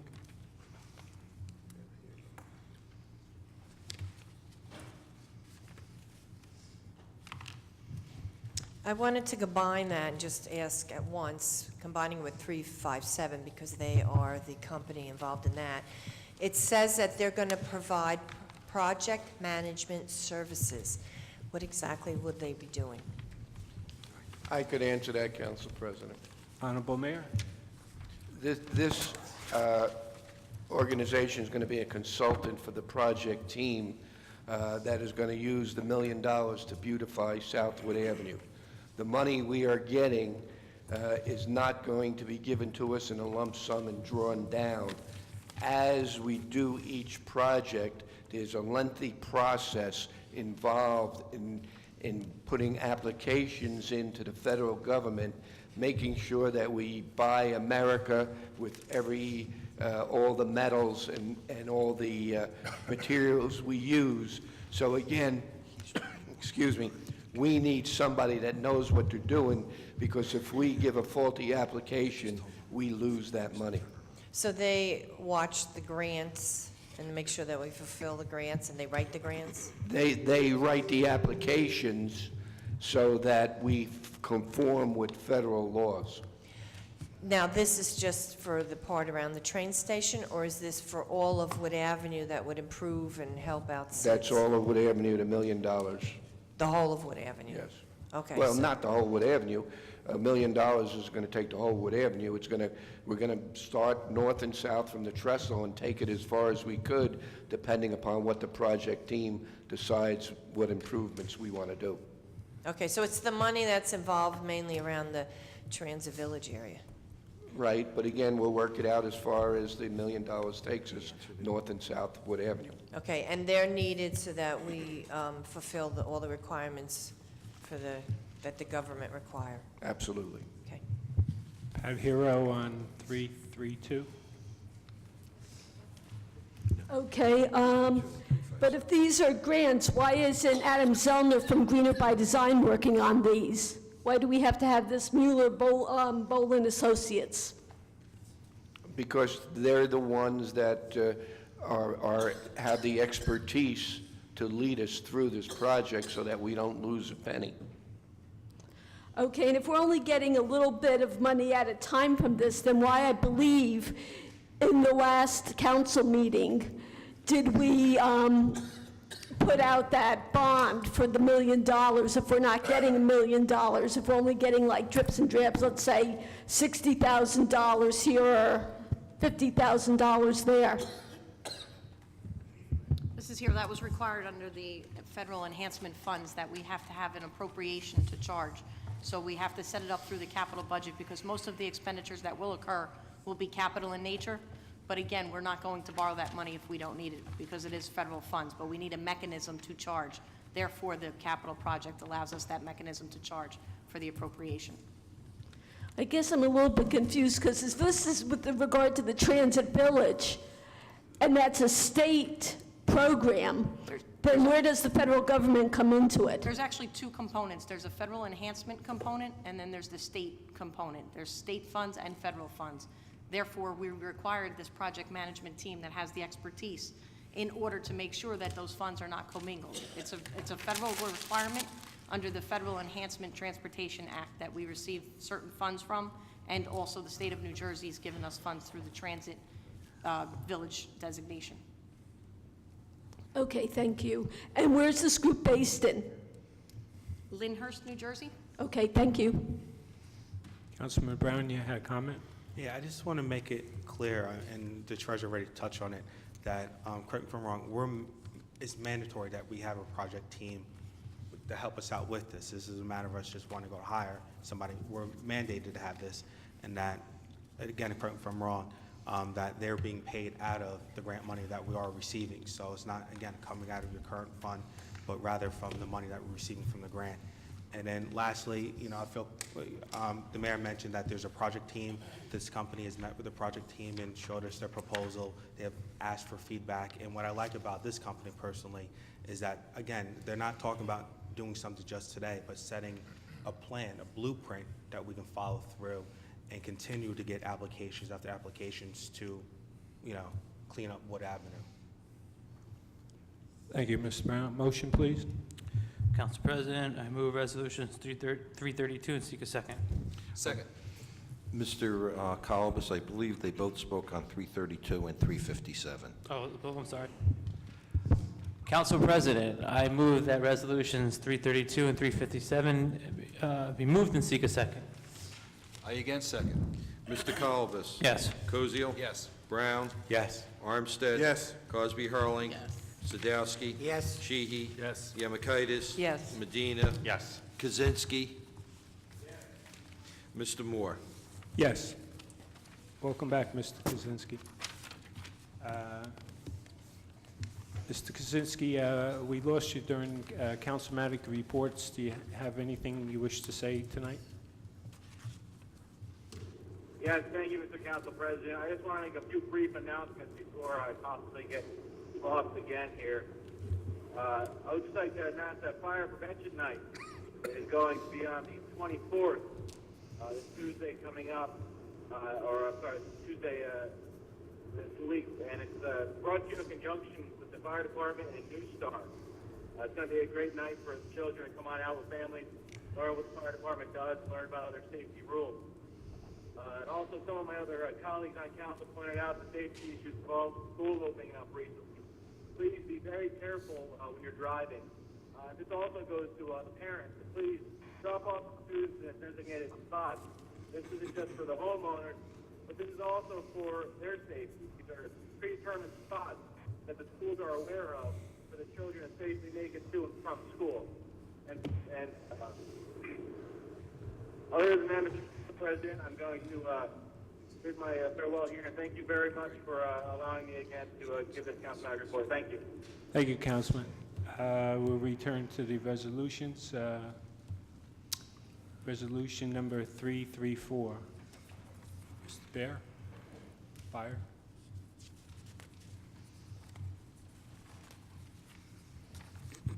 Hello, my name is Don Byer, live at 421 Minor Terrace. This resolution, I see we're getting money from a grant to purchase 2 outboard motors. This is like some serious horsepower, 600 horsepower. What kind of boat we putting this on? Chief Rizzo.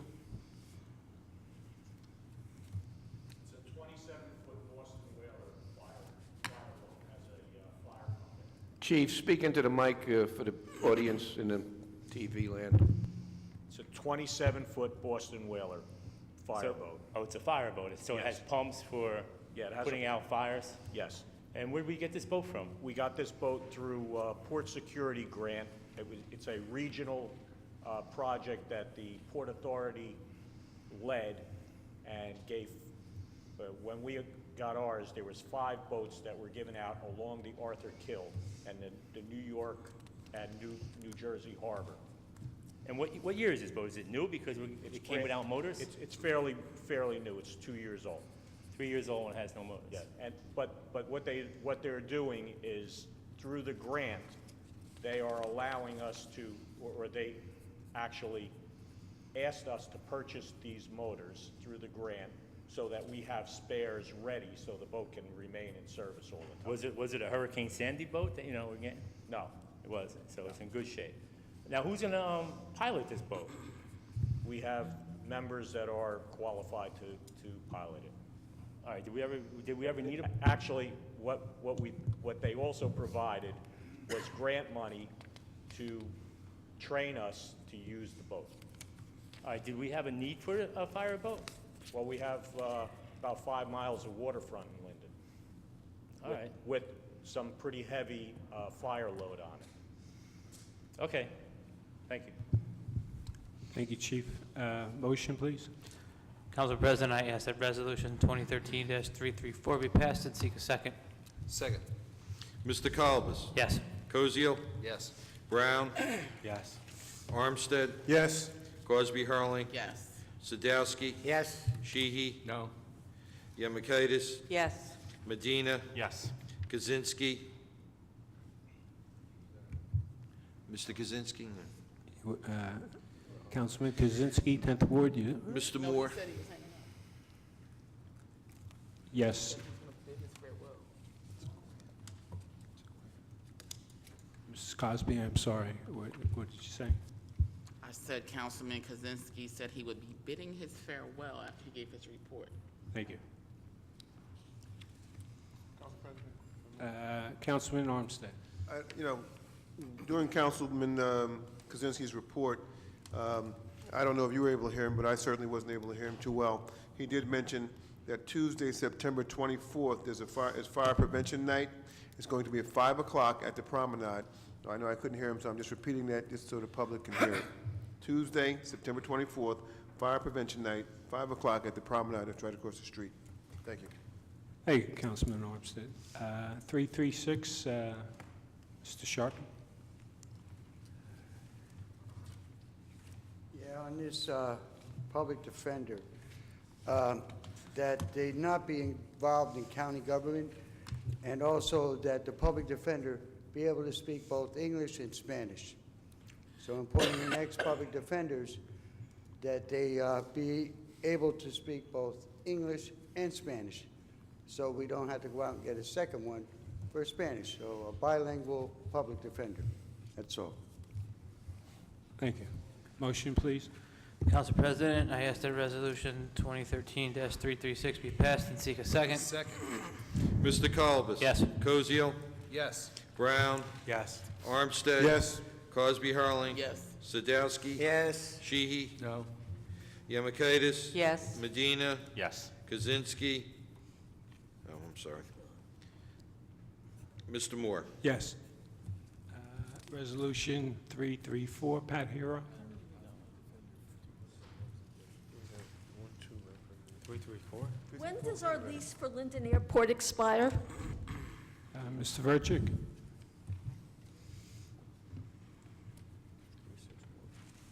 Every time we accept a grant, it starts 20 years again. No, I'm sorry, Council President. Ask you to wait until,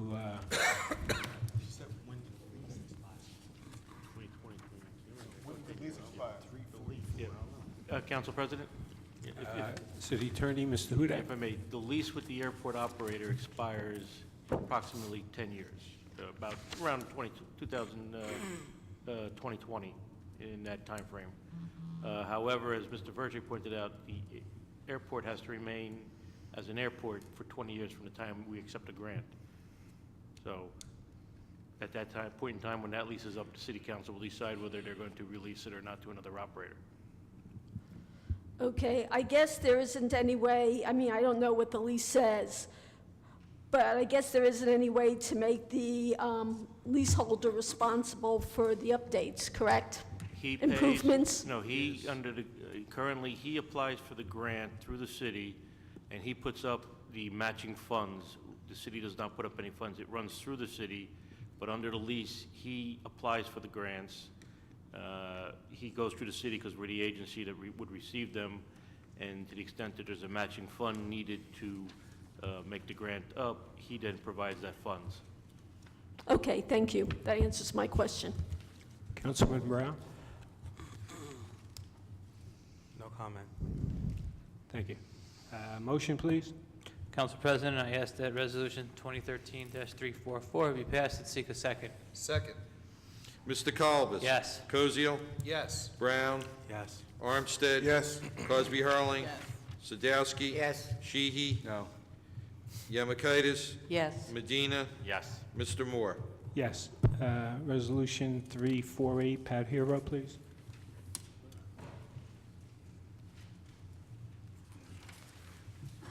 I know they're usually easy to understand and explanatory, but I do not understand this one.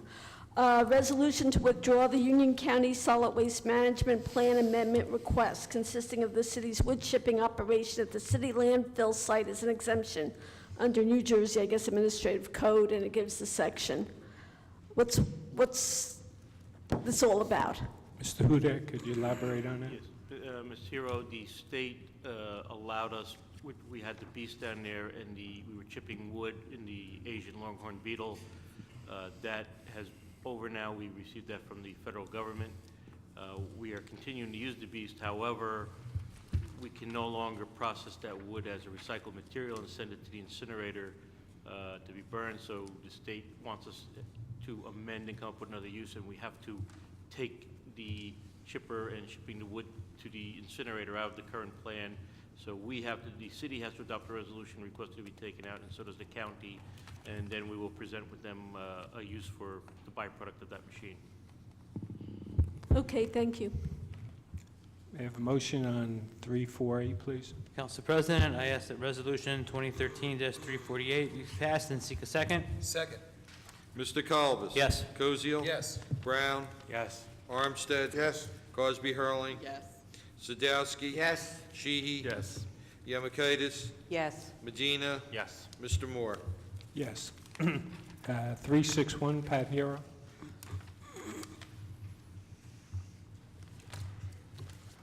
Okay. It says on this one, it's amending the resolution approving the introduction of the calendar year 2013 Special Improvement District budget. In Resolution 2013-221, the total budget amount was correct. An amended resolution is needed. Is that a typo? Mrs. Sack? Mrs. Hero, what occurred on this particular item, the assessed valuation that was used was at 27 cents, and it has to be at 25 cents. So the original budget was adopted at 108,000. We're changing it to 100,747. I understand what you're saying with the wording of the caption may be incorrect, but what we're trying to do is amend the resolution for the budget from what it was originally adopted at 108,000 to now 100,747. Okay, so if I'm correct then, this means that the Special Improvement District budget is $100,747 for the year, correct? Correct, yes. Thank you. Thank you. Motion, please. Council President, I ask that Resolution 2013-361 be passed and seek a second. Second. Mr. Colbus? Yes. Koziel? Yes. Brown? Yes. Armstead? Yes. Cosby Hurling? Yes. Sadowski? Yes. Sheehy? Yes. Yemakaitis? Yes. Medina? Yes. Mr. Moore? Yes. The council, in order to take into consideration public input into the proposed ordinance, will allow 3 minutes for each individual to speak on the ordinance on first reading. Council will not answer any questions, and everyone is reminded that the public hearing on each of these ordinances will be held next month's meeting. Ordinance on first reading, 5757. An ordinance to amend and supplement Chapter 7 Traffic, Section 7-10, Parking Prohibited at All Times shall be amended as follows. Add Roselle Street West. Comments? Seeing none, I ask for a motion. Council President, I ask for the introduction of ordinance 57-57 and ask for a second. Second. Colvis. Yes. Koziel. Yes. Brown. Yes. Armstead. Yes. Cosby Hurling. Yes. Sadowski. Yes. Sheehy. Yes. Yemakaitis. Yes. Medina. Yes. Mr. Moore. Yes. 5758. An ordinance to amend and supplement Chapter 2 Administration, Chapter 16 Solid Waste Management as follows. Chapter 2 Administration, Section 16-8 Garbage Collection Annual Charges, add Section 16-8.2 Administration, 16-8.3 Collection of Fees, and 16-8.4 Enforcement. Comments, Mr. Sharpie and then Pat Hero? The annual fee will be $120, am I correct on that? And can you inform the residents what the late fee will be? Whether it will be $5, $10, or $20? If they're late at the end of the 6-month period, can you explain to the residents what the late fee will be, whether it be $5, $10, or $20? Explain to them what the late fee will be. The late fee will be $5.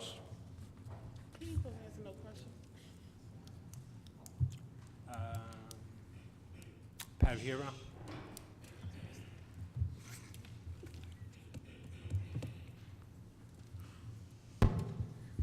I've spoken about this once, twice, and 3 times. Now this is the 4th. This is confiscatory. This by no means is fair. When you first approached it, it sounded like this was a one-time thing just to tide you guys over because you were having such a hard time with the budget this year. But now it looks like goody, goody gumdrop. We're going to get more money. We're going to keep this going for as long as we wanted to, into perpetuity. That's so unfair. I think this should be enacted with a one-year expiration. I don't think we should encourage continuing fees. It's not going to stop with this. Who knows what other fees you may consider? And I have some going on in my mind, but believe me, you're not going to hear about them. This is just ridiculous. This is just another way of you trying to get more money from the taxpayers. You have to cut down on expenses. You just can't keep increasing our revenues. Quite frankly, we don't have it, and we can't take it anymore. And we're really mad. Thank you. Further comments?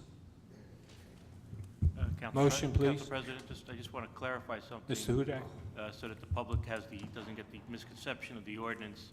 This ordinance is establishing an appeal procedure for anyone that wants to dispute the garbage fee. It is not an additional fee, so I just want to clarify that for the public when they actually read the ordinance. It is not establishing a fee, it is establishing an appeal process of the fee. Thank you, Mr. Hudak. Motion? Council President, I ask for an introduction for ordinance 57-58 and ask for a second. Second.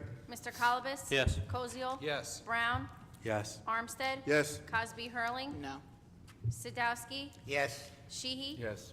Yemakaitis. No. Medina, Yes to the appeal process, no to the fee, so I say yes just to get the ball rolling. Mr. Moore, Yes. 5759.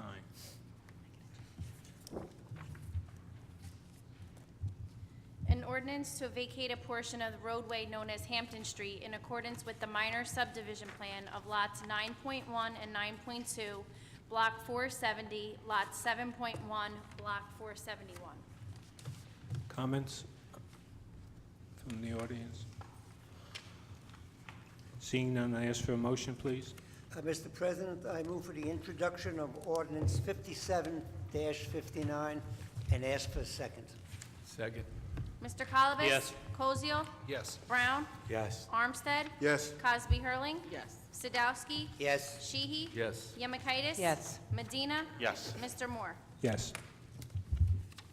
We're going to move into comments from the public in attendance on city business only, not to exceed 5 minutes. Does anyone have a list here? Pat Hero, would you like to come up and make a statement for 5 minutes?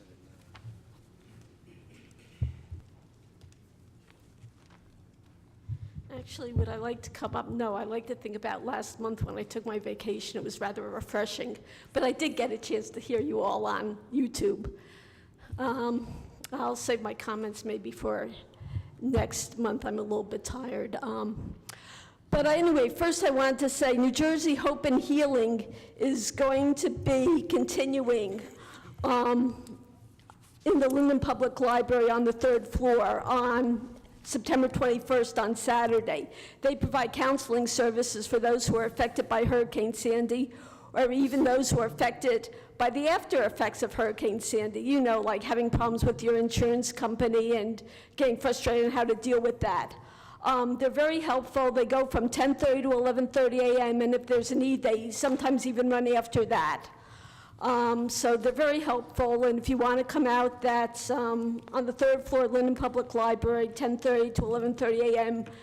This Saturday, September 21st, and they'll probably continue every 2 weeks, as long as there's a need for them. So if you want to come on out. One thing that's been very interesting, and of course you did discuss it last month, was the fact that you really couldn't increase Ron Stefanowicz's budget anymore. And some of you considered it like a contribution, you know, like I guess kind of like donating to the United Way. Well, I don't really think of it as a contribution. I think of it, are you committed to the economic development of the city, or are you not?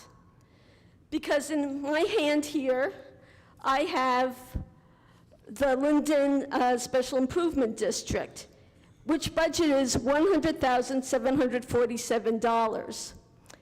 And he has a secretary, he has supplies, advertising, project planning, special projects, promotion, repairs, maintenance, and a grantsman. Don't ask why Adam Zellner can't do his grantsman services, but I don't know, but that's something I guess for another day to find out. The fact remains is that Ron Stefanowicz has Ron Stefanowicz. Ron Stefanowicz is his own secretary himself. Ron Stefanowicz makes his own phone calls, does his own faxes, types his own stuff.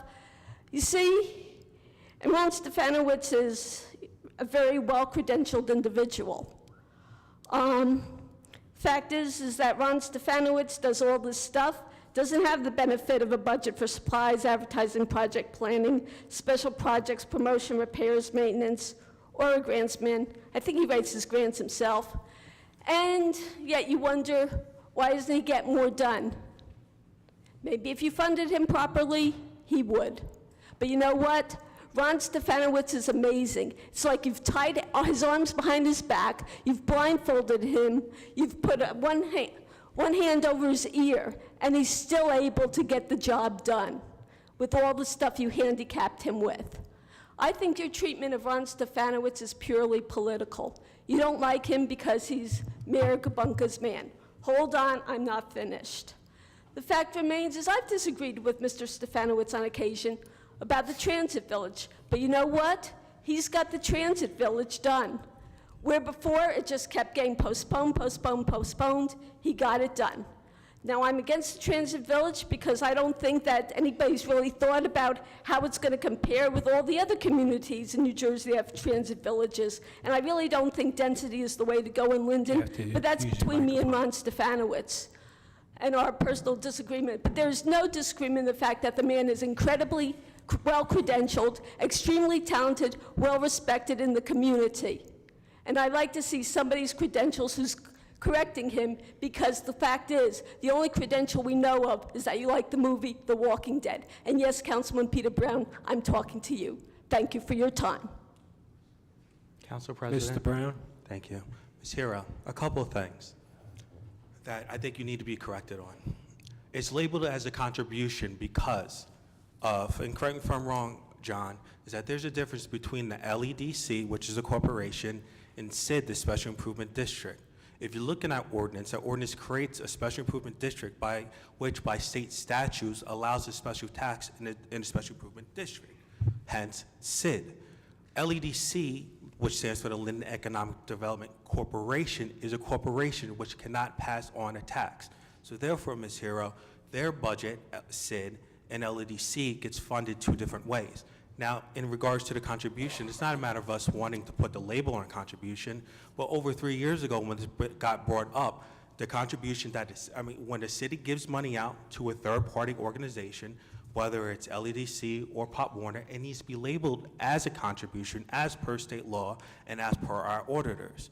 So this was something a matter of writing something that was done inappropriately. Now, Ms. Hero, what disturbs me or what gets me a little upset is that you're the one that keeps saying it's politics. And in addition, when just like you came up before, and you say a lot of things, in my opinion, that aren't true. When you talk about the garbage surcharge, and you say that we are glad that we got this money and we just want to spend this money. Ms. Hero, that's simply not true. And again, when we have our special meetings or our meetings on Monday, and we're talking about the best way to spend, not to spend, but to reduce money in a direction that Linden should be moving in, you're simply not there. So you're making statements that, in my opinion, truly aren't correct. I talked about a 5-year budget plan, and I would like to see you at this meeting that when we discuss the budget, because one of the things I brought up tonight, which you were not there in the back to hear, was how are we going to eliminate this garbage surcharge? Mr. Brown, would you announce, Ms. Hero? Correct me if I'm wrong, Council President. Did I not announce the date of their meeting? I do, and I actually have a previous commitment for that night, and I'm sorry, but that was done before I even knew about that meeting. I have a commitment on the 26th. I'm sorry. Thank you. Okay. And the date of the meeting, Mr. Brown? The 26th. Again, it's September 26th at Thank 6 you. p.m., Ms. Hero. Thank you. I'd like to call up Mr. Al Jones. Mr. President, I'd like to comment. Mr. Armstead? I'd like to comment to Mrs. Hero as well. Mrs. Hero, I happen to agree with you on this particular issue.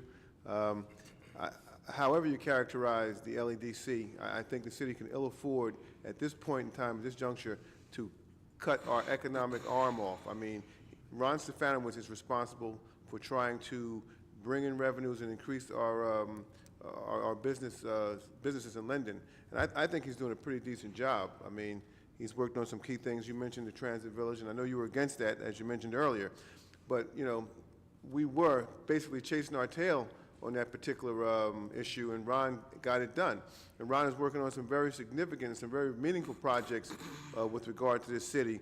And I think at this time, at this point, you know, where ratables and bringing in revenues has become very important to the city, it is not a good time to remove a person who is operating in that capacity.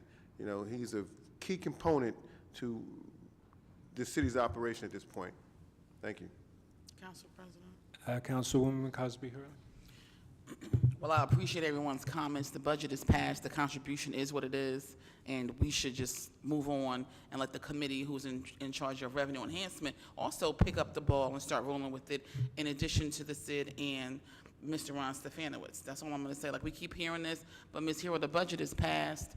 We voted for it. He can't get any more money because we don't have any.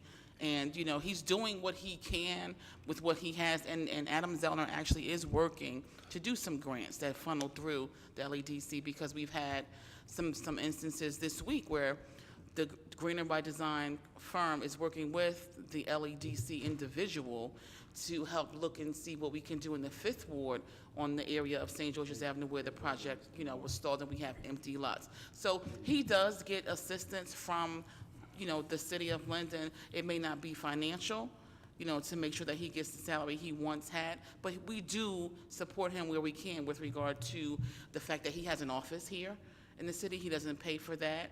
He has his supplies through the office upstairs. He has a phone, like stuff like that. Like you're saying, the LEDC versus the SID. SID, the businesses pay taxes to support the SID organization, and that's where their budget comes from. That's all I have. Councilman Sheehy? Thank you, sir. I think one of the biggest foolish thing we did up here was cut Ron Stefanowicz's salary. Ron Stefanowicz knows this city, like they say, like the back of your hand. If someone was looking to move into the city of Linden, they call the city of Linden. Who are they going to call? Ron Stefanowicz isn't here every day now. What that man does for that salary, I'd quit. I would quit. Why he put up with this nonsense for so long is for the love of the city of Linden, the knowledge of the city of Linden, the people he communicates with in the city of Linden. You can ask any business in this city about Ron Stefanowicz, and they know Ron. The big businesses in this town know Ron. And to cut Ron, it's like you said, it's like cutting his hands off to me and plugging his ears. To do what we did to that man. It's my opinion. I lived in this city. I know Ron. I know what he's doing. He's working on project after project. Yeah, with the economy that we've been faced with in the last 6-8 years, there's nothing happening anywhere. But this guy isn't giving up. He's been out there. This turnpike road has been going on for 30 years. And Ron, he's there. We're waiting for signatures. We've talked over this turnpike road over and over and over. He's there. He put together the whole map of this city. So now when someone comes to this city, he can answer the questions. Here it is. The guy built a book of the whole infrastructure of the city of Linden on his own. The book's got to be 4 inches thick. And now he's got everything lined up, and we throw the guy to the curb. It's just my opinion. I think it was very foolish to get rid of Ron Stefanowicz and cut his salary. So now the man works, I don't know, 1 or 2 days a week if he works that. It was foolish on the minimum salary that the guy had. A guy driving a garbage truck in the city of Linden's making more money than Ron Stefanowicz, and we cut his salary. I'm sorry to be blunt, but that's the God's honest truth. Thank you, sir. Thank you, Councilman Sheehy. Mr. Alla Jones? East Elizabeth Avenue. Mildred Curry Johnson.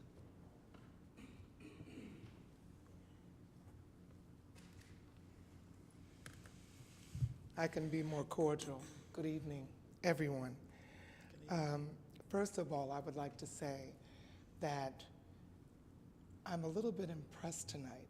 I'm impressed because I hear people who are really consciously thinking about where we were when we had to soul search and dig so deep into ourselves to find that we had made some serious mistakes over the years in how we spend money.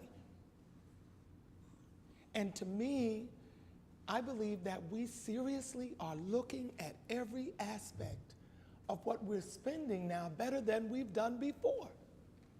Before it was like you paint a brush, all resolutions passed. Now you have people who come here and they question in detail, and you give answers in detail. And maybe you've been doing that.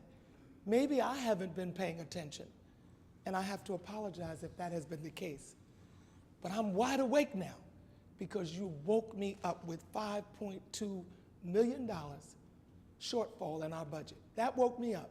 Then you start digging in my pocket, the other pocket. You went in one already, but you went in the other one.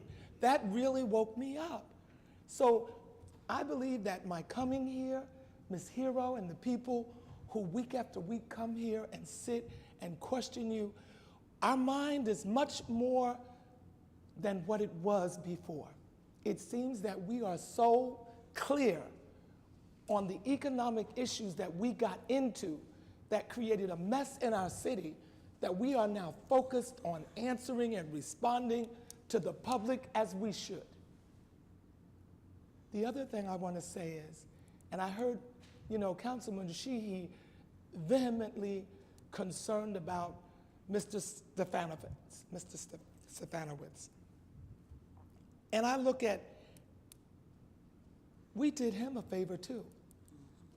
He was paid for years to do a job. And if you take those years and multiply that times the amount of money that he got, I'd like you to tell me how much that is. So the book that he created was probably owed to us from all of the years of the amount of money that he actually did get from the city of Linden. And you tell me, basically, in the Linden Economic Development Corp that he was over, how much business did he bring in?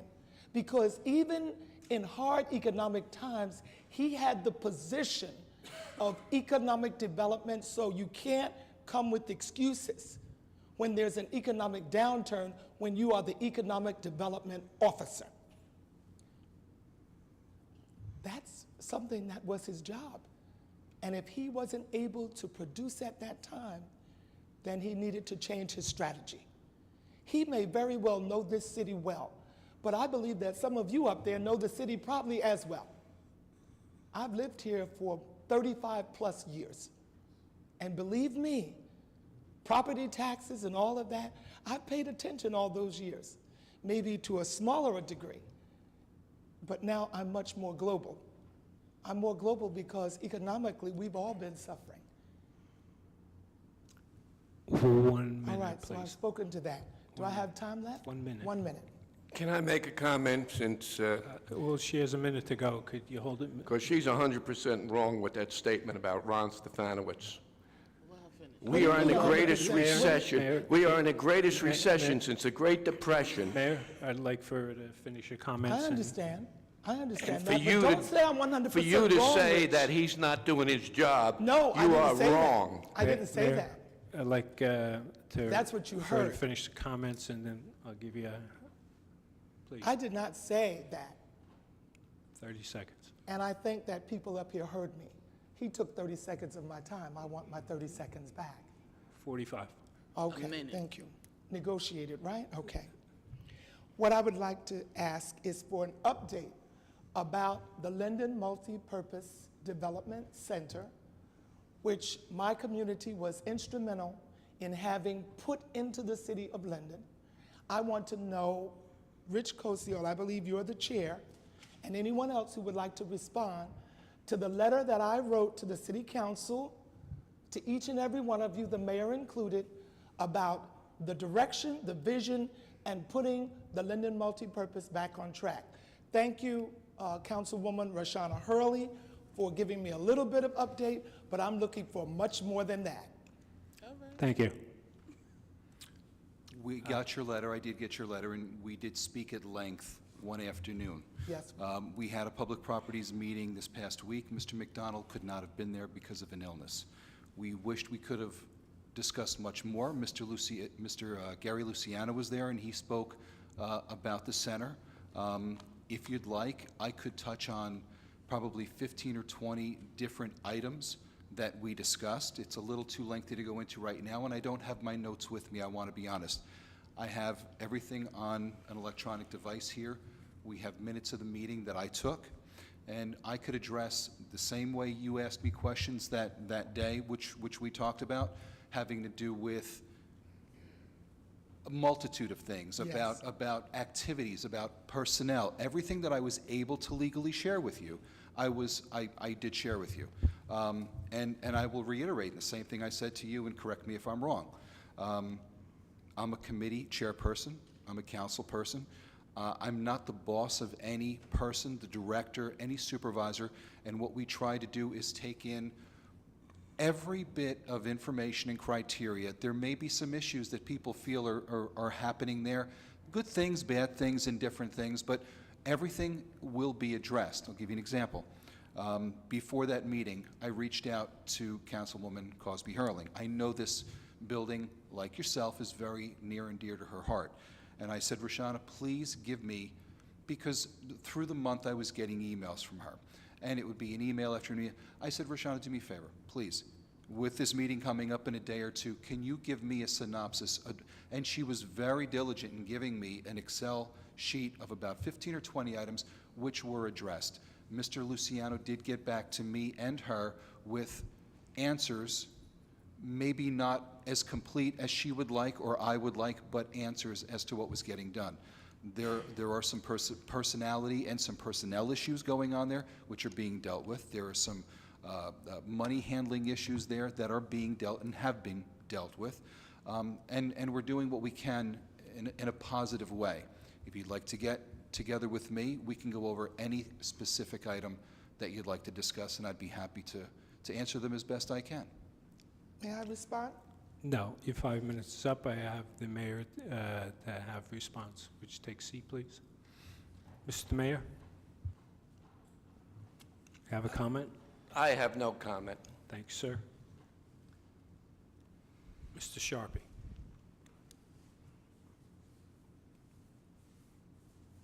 Well, congratulations on Linden getting a Wawa. Back to the library tax.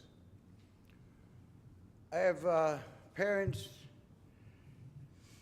and students coming up to me, asking me, why is the library closing 3 hours early on Tuesdays, Thursdays, and 2 Saturdays of the month that they can't do weekend book reports and turning it to their teachers? And I told them, well,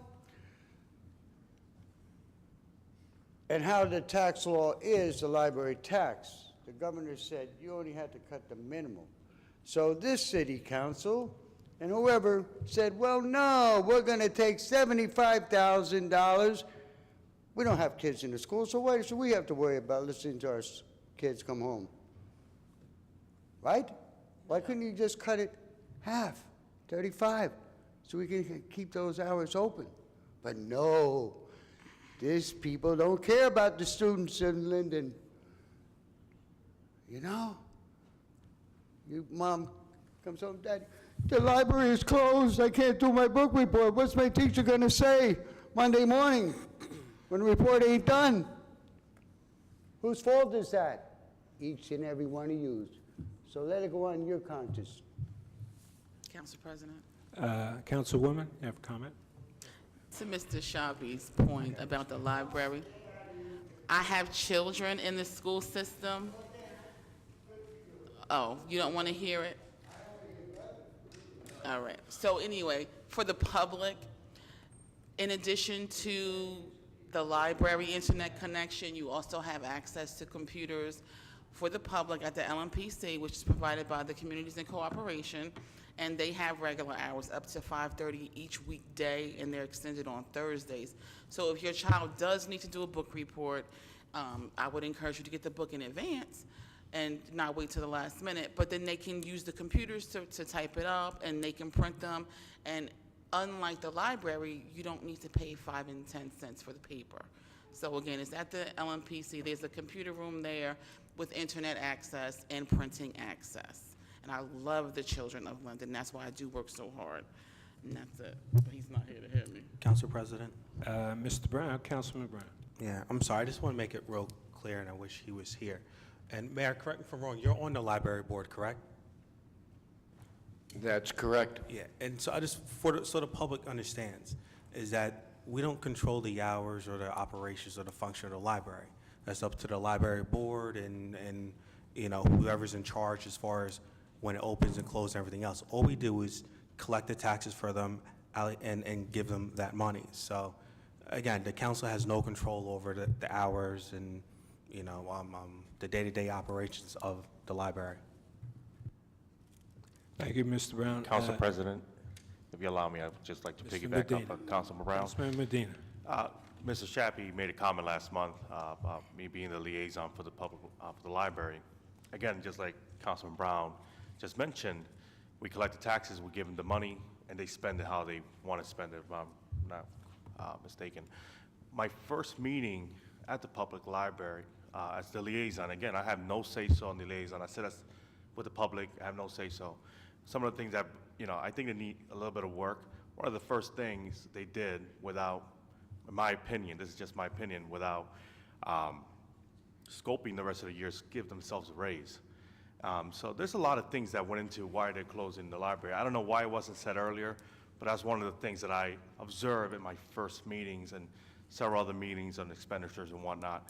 So I do love the children of Linden. I don't have any children myself, which I'm hopefully trying to start a family soon, but it is disturbing that our library is closing early and is not full service to the children of Linden. So I just wanted to put that out there. Again, I have no say-so in the library board. Thank you. Thank you. Council President, can I make a comment, please? Yes, sir. I think there's a lot of misinformation going around. The library board is individuals that volunteer their time and serve as city council to the library, of which I am part of, one of the members of 8. They dictate policy, and they do determine the hours based on recommendations by the director. Now, this governing body controls the purse strings, so they could allocate more money or less money, and the library board has to operate within that budget that's given to them by the city council. In regards to raises, again, the library board's all volunteers. They don't get paid. The raises were the raises for the staff of the London Library, which is the same contract that city employees have for 2013, and that expires December 31st of 2013. So they got the same 5-year contract that any other public employee did also. And the reason the hours were cut was because the library board did not want to be in the same boat that city council was in regards to the budget. They had the foresight to see that their budget was being drawn down quicker than they anticipated, and rather than have no money left and institute layoffs, they instead chose to cut the hours for the library. Mr. President. Thank you very much. Councilman Armstead? As mentioned by some of the other council members, the library board, it is an autonomous body, and they do not have to answer to us, and that is true. But what I think that we should do as a governing body is perhaps we should, because of the importance of a library to our children throughout the whole city, I think it's important that as a governing body, we need to try to get together and see what it is that we can do to help them to increase their hours, because the library needs to be open as often as possible, because the children do need that facility. That's my remarks, Council President. Thank you, Councilman. Councilman Colibus? I just want on the record, as my chosen vocation as an educator, that I care about every child in the Linden Public School System. Thank you. Thank you. I'd like to ask Eleanor Gills. Guys, I apologize. No problem. 5 minutes, please. This will only take a moment. I'm concerned about the trash that I'm seeing in Linden. And I know we have you mentioned the recycle receptacle in the parks. Does anybody know how often they're being used? Are people actually utilizing the receptacles in the park? Michelle? Mrs. Yamakaitis? Yes, Mrs. Giles. They are utilizing them, but what I witnessed at Dorothy Ford Park, we need to educate some more. The recycling was ended up in the regular garbage, you know, and it's got clearly it's got the symbol on there, but I think we need to educate the public a little bit more what they are for, maybe put a sign on it, bottles and cans. Yes, that's my Obviously, some don't understand the sign. My second concern, Councilwoman Yamakaitis, is that I think that we need to put a much larger label on the receptacles. I would like for people to be able to see it from their car, because they're throwing trash on the streets. You know, they're having their meal in their car, and then they just dump their trash right outside the park. And I live near the park, and since Linden has parks every few blocks, I'm sure you all live near parks. So some people feel as if that's a place to leave their garbage, as well as along the tracks, which our councilwoman gave us an opportunity to talk about that. And I have some plans to perhaps get some of the neighbors involved and clean up. But I remember when I worked recreation many years ago, we often had poster contests to get the kids involved in litter, you know, preventing litter and that kind of thing. And I'm assuming that we're still doing that same kind of thing, are we? They have an Earth Day. Council President? Councilwoman? Yes, Yamakaitis? not, what they are doing is for Earth Day, they do like an environmental project Right. with We may posters, need but to I think we need- expand it. We may need to expand it What because I would like to Linden. see? Yes. I would like to see maybe we focus on something more in town to deal with the litter. I see some towns have signs made up, you know, take pride, you know. And we need to be doing more. We have to find a way because. And you know what, if we went this- through the schools possibly to have a poster contest and make up the signs, it would draw more attention. Yes. Where the kids would understand, hey, you know, this was the winner of Right. this contest. And some of the children will remind the adults. Right. But is it possible, and I'd like, you know, for our city fathers and mothers to think about this, is it possible that we could get really large signs on our receptacles so that they can see it from the street? That, you know, they know what that is and get it done. Put your garbage in the garbage can. We don't want our town to turn into a great big garbage can. Thank you very much. Thank you.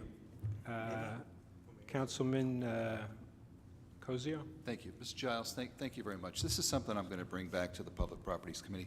Just what Michelle was talking about before, I got a call from her or a text. This is going back about 2 weeks ago, and it was about St. Mark's, Dorothy Ford Park.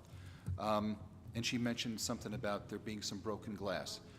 I went over there. Now, the park is unique in that it's a large park. There's a lot of activities going on. The day that I was there was a football team practicing. There was what looked like a ladies' club on the other side. I forgot what street it is. I think it's Essex. And there were some tables there. They were having a meeting. And around the other side, it's shaped kind of like a U. There was the playground area. I went by that afternoon, and I texted Michelle. I said, I'm here. The park looks pristine. It was trimmed. It was cut. It was clean. The playground area was clean. I went back the next day, and it was a mess. Exactly what you said. Mr. Brown was very concerned about a house near his home where he takes his children. We've been having a lot of emails back and forth. Lawson Park, which happens to be in the first ward, but a lot of first and third ward people share the park. The park is in disrepair.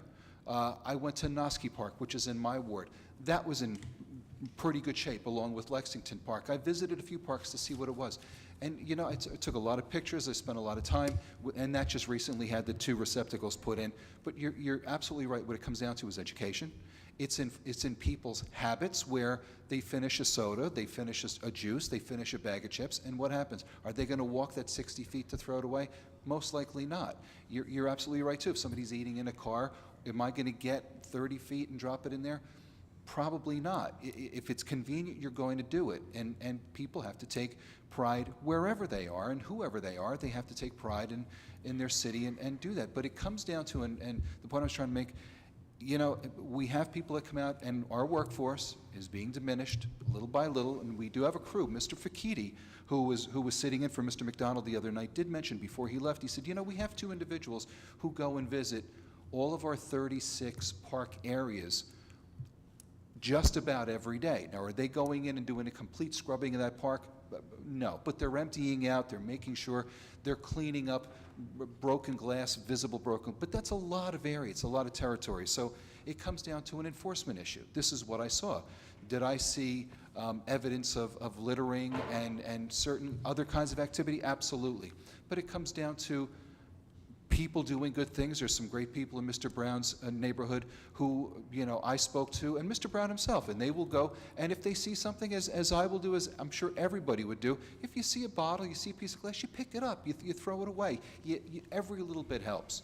But it comes down to enforcement. If it says the park closes at 9 or 10 o'clock, and if there's somebody in there at 11 or 12, there's no activity going on, and there's probably going to be debris the next morning. But it's enforcement, number one, and it's an education, number two, and I think it will come. But these receptacles are very visible. They're as bright blue as you could possibly get, and I think in a lot of places that blue-green kind of look is a universal symbol for recycling. So I'm going to bring your thoughts. Thank you very much. I'll bring those to the director. Thank you. Thank you, Councilman. Councilman Sadowski. Mrs. Giles, I'm agreeing with you. In the 6th Ward, we have Wheeler Park. It's not a city park, it's a county park. In there, we have a playground, basketball court, we have a skateboard park, and we have a beautiful soccer field. And a pool. We get people, from all over. And I go through it, and it depends. I go to the soccer field, they have the baskets there. Most of the time, there's nothing there. And then sometimes, it's just, I guess, who the people come in. I go to the skateboard park. There's a little bit more trash, I hate to say, by the skateboard park than it is by the soccer field. Soccer field's a little closed. But I think basically throughout the whole city, I hate to say this, but people are slobs.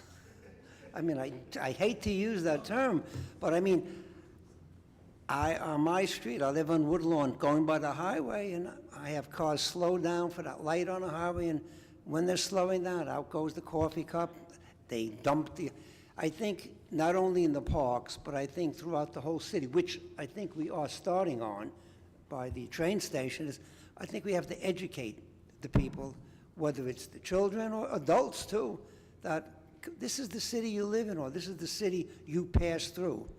And let's leave it as clean before you go and after you go. But I agree with you. I think we have to do something. That's all. Thank you. Councilman Armistead. Yes, Mr. Giles, I do agree with you, and the real issue here is changing the culture in our town. I mean, there are people who just are, like Councilman Sadowski said, they're slobs. Now, how do we do that? I mean, you mentioned educating the youth in school and trying to teach them the importance of not littering, maybe through a poster contest. That's very good, and I think it works. But I think the other thing we should do, we have to engage our children, and we have to get them to participate. Like 2 months ago, we started Don't Drop It, Pick It Up campaign, and we started out in the 4th Ward, and we have kids from various groups. We have a Forever Fierce Cheer group that came out. They met with us out in the park, out in your ward, Peter, Dobson Park, and they went out and they spent 2 hours just cleaning the park. Okay, we were scheduled to go down Linden. There's a couple of abandoned homes down there, and the city is unable to get to the property in time. So we're going to go down, and we're going to, with volunteers, Phil Colicchio, his basketball team, along with our group, is going to go down, and we're going to address those 2 properties. So basically, it takes people to get this thing done. We have to try to pick up the slack where the Department of DPW can't. The same way we have to help the police department when we see somebody committing a crime. We have to get on the phone. We have to be the eyes and the ears. The only way we're ever going to make Linden nice and clean is if we keep it clean, and if we, I'm not telling you to go out and confront people who you see littering, but just say, hey, pick that up. Do you live here? I mean, you don't come in front of my house and throw something down. When I see people throwing garbage in front of my house, I tell them, pick it up. I'll even tell them, listen, there's no garbage. Throw it in the back of my truck if you're too lazy to take it to a garbage can. But we have to, as a community, as a city, take ownership of this issue and run with it and fix it ourselves. It's our problem. We can take care of it. All right. Thank you. Councilman Brown. Thank you. I'm glad everyone's comments here, as far as it seems like the council's on page that this is a problem. I know over the last 3 years I've been here, I resorted to taking pictures, whether it's at the train station or last council meeting, taking 96 pictures of the conditions of our parks and do it. And I'm hoping that the council can come together, just like we dealt with this whole budget issue, now addressing this litter issue. I think working together, we can address this. And Councilman Armstead has done it where he's gotten kids involved. I know, all these council members here have either gone to the parks, picked up trash, or gotten people involved. And what I like your idea, and this is my commitment to you,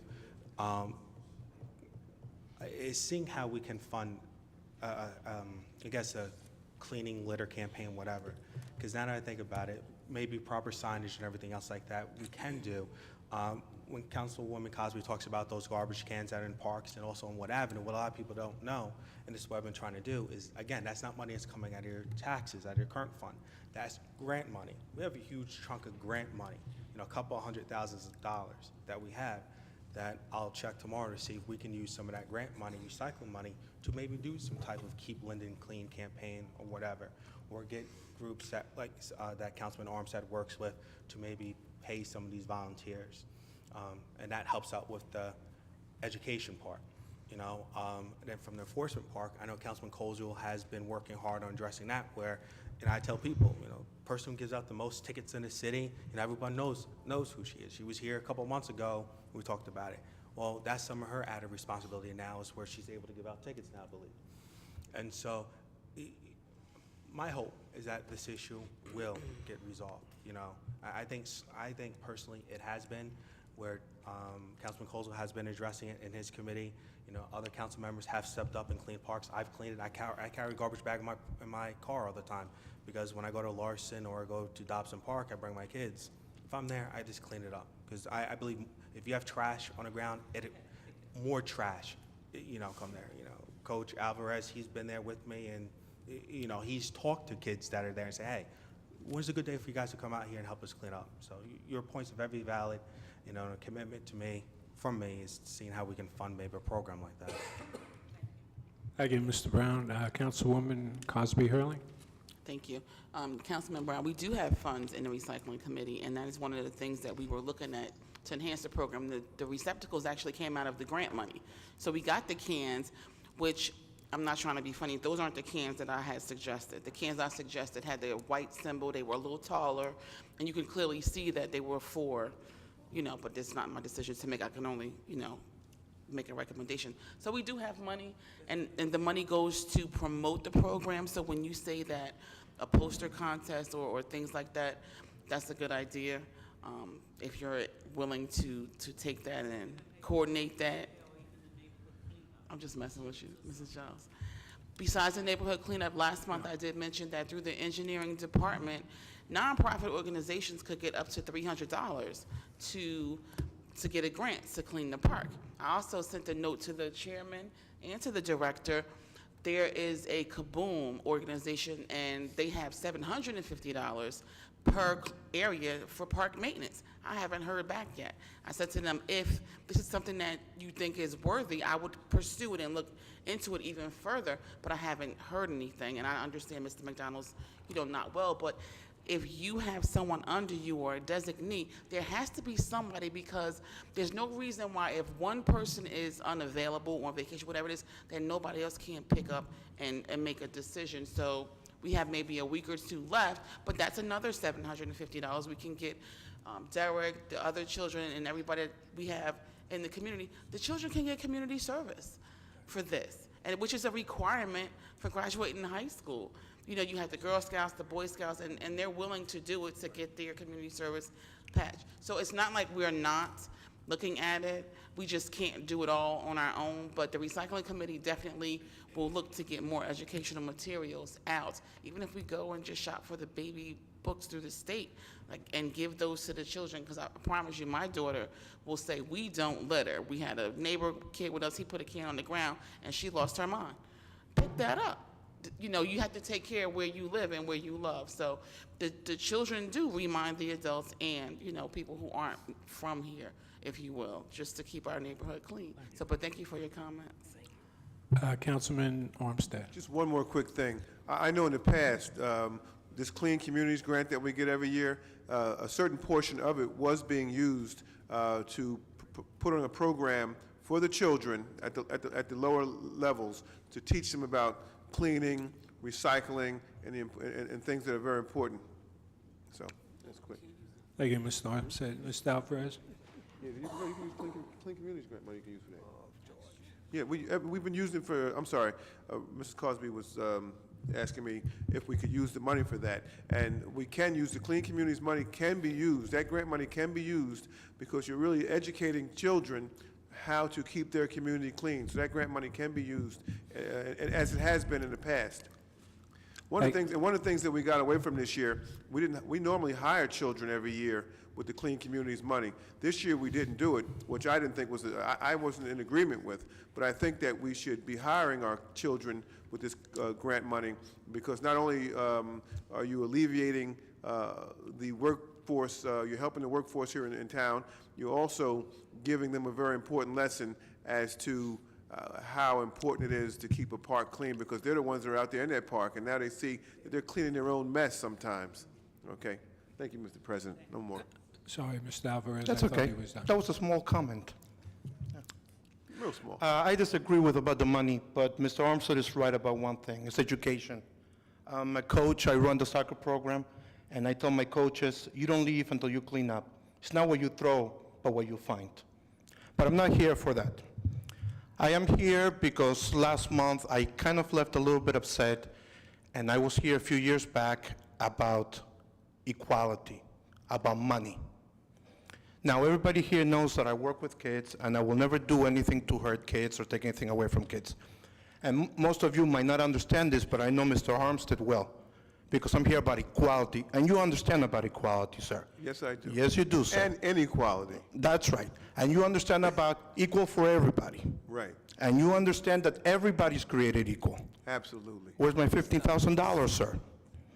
Because I see that one group of athletes got $15,000 and the other ones didn't. Now, I represent the soccer group, but you have wrestling, you have basketball, you have baseball. Nobody gets any money, but they do. Okay, now, I'm not saying take it away from them because I think that's wrong. It's for what's for the kids, I back it up 100%. But we don't get it. Okay, now let me tell you about the soccer club. 3 years ago, when you guys canceled Halloween because you guys had no money, but I'm sure they got $15,000, we took it upon ourselves to have Halloween. We have over 12,000 kids, which nobody paid for anything, and we gave them everything. We gave them the Halloween parade that you guys couldn't.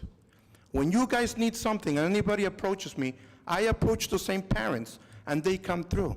And we never ask for anything. Okay, I'm always there with my parents, ready to help out. But this, sir, is inequality, and you agree with me. It's supposed to be equal for everybody. Don't interrupt me. You already took a few of my minutes. Okay, and I know what you're going to say. I know it. Council is not to respond until the speaker's done. Now you're interrupting me. Thank you. That Okay, was I the know what you're comment. going to say. You're going to do the typical Derek dance. Not my fault, everybody's fault. Let's do the I do Derek it dance. different. Sir, No, let me don't call finish. it a Derek Let me dance, finish. okay? Okay, I but did. it seems like it's very simple, especially when you were the finance chairman, to grab $15,000 and to give it to a group, which you happen to be a trustee. Don't interrupt me. It happened I before I will became listen. chairman. I will I'm listen gonna to ask the everything you council say. not to respond to the speaker till he's done, please. Thank you, Mr. Moore.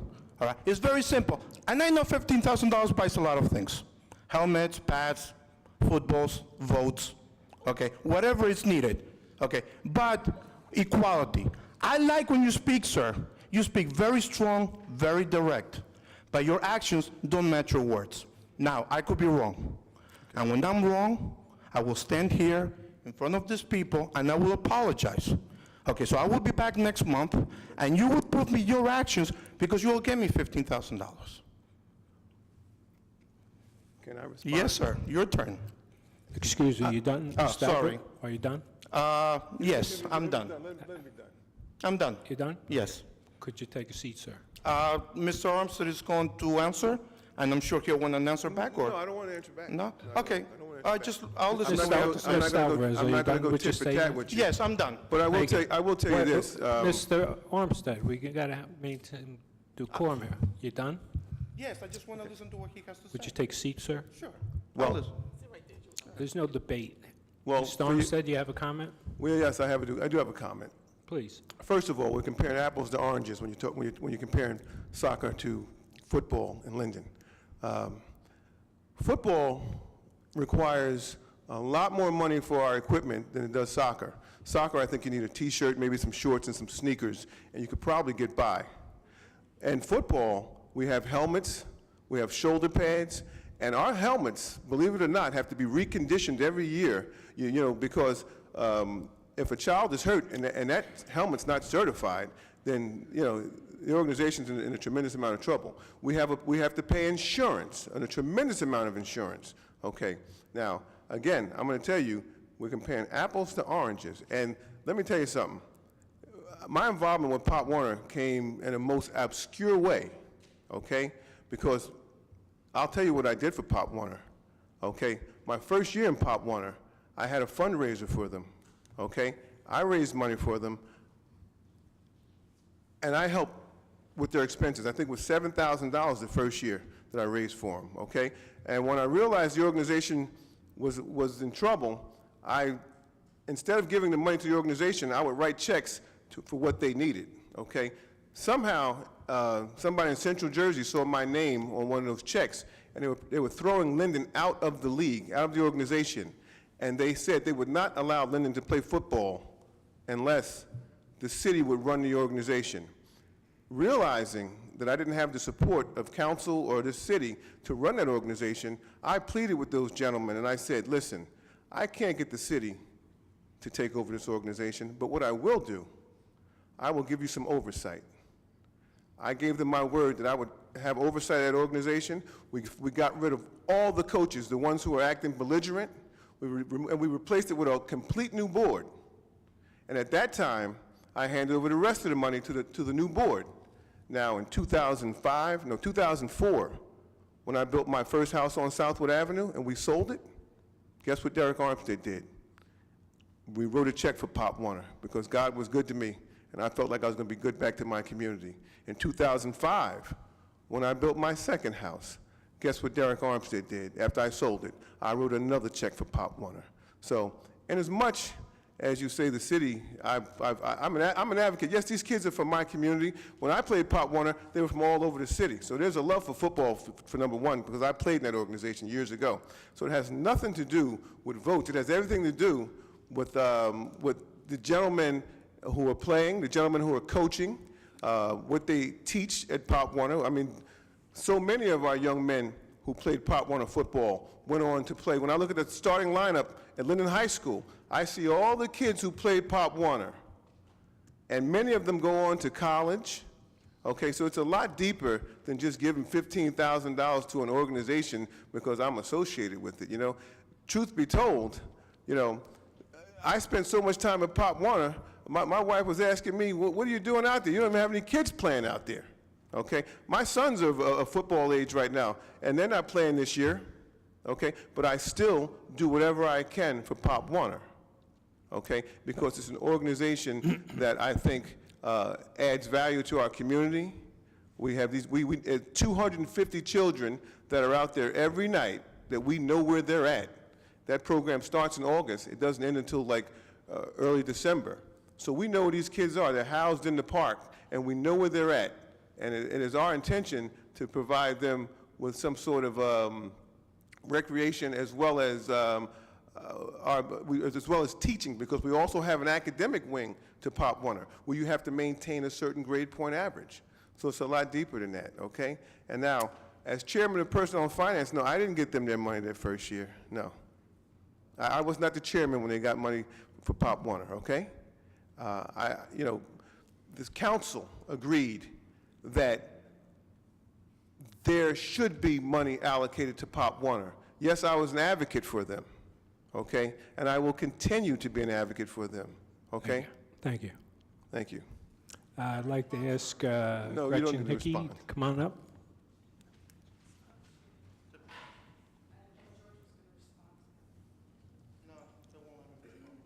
Five minutes, please. Hi, And I Gretchen ask the Hickey, council- Inwood Road, Linden.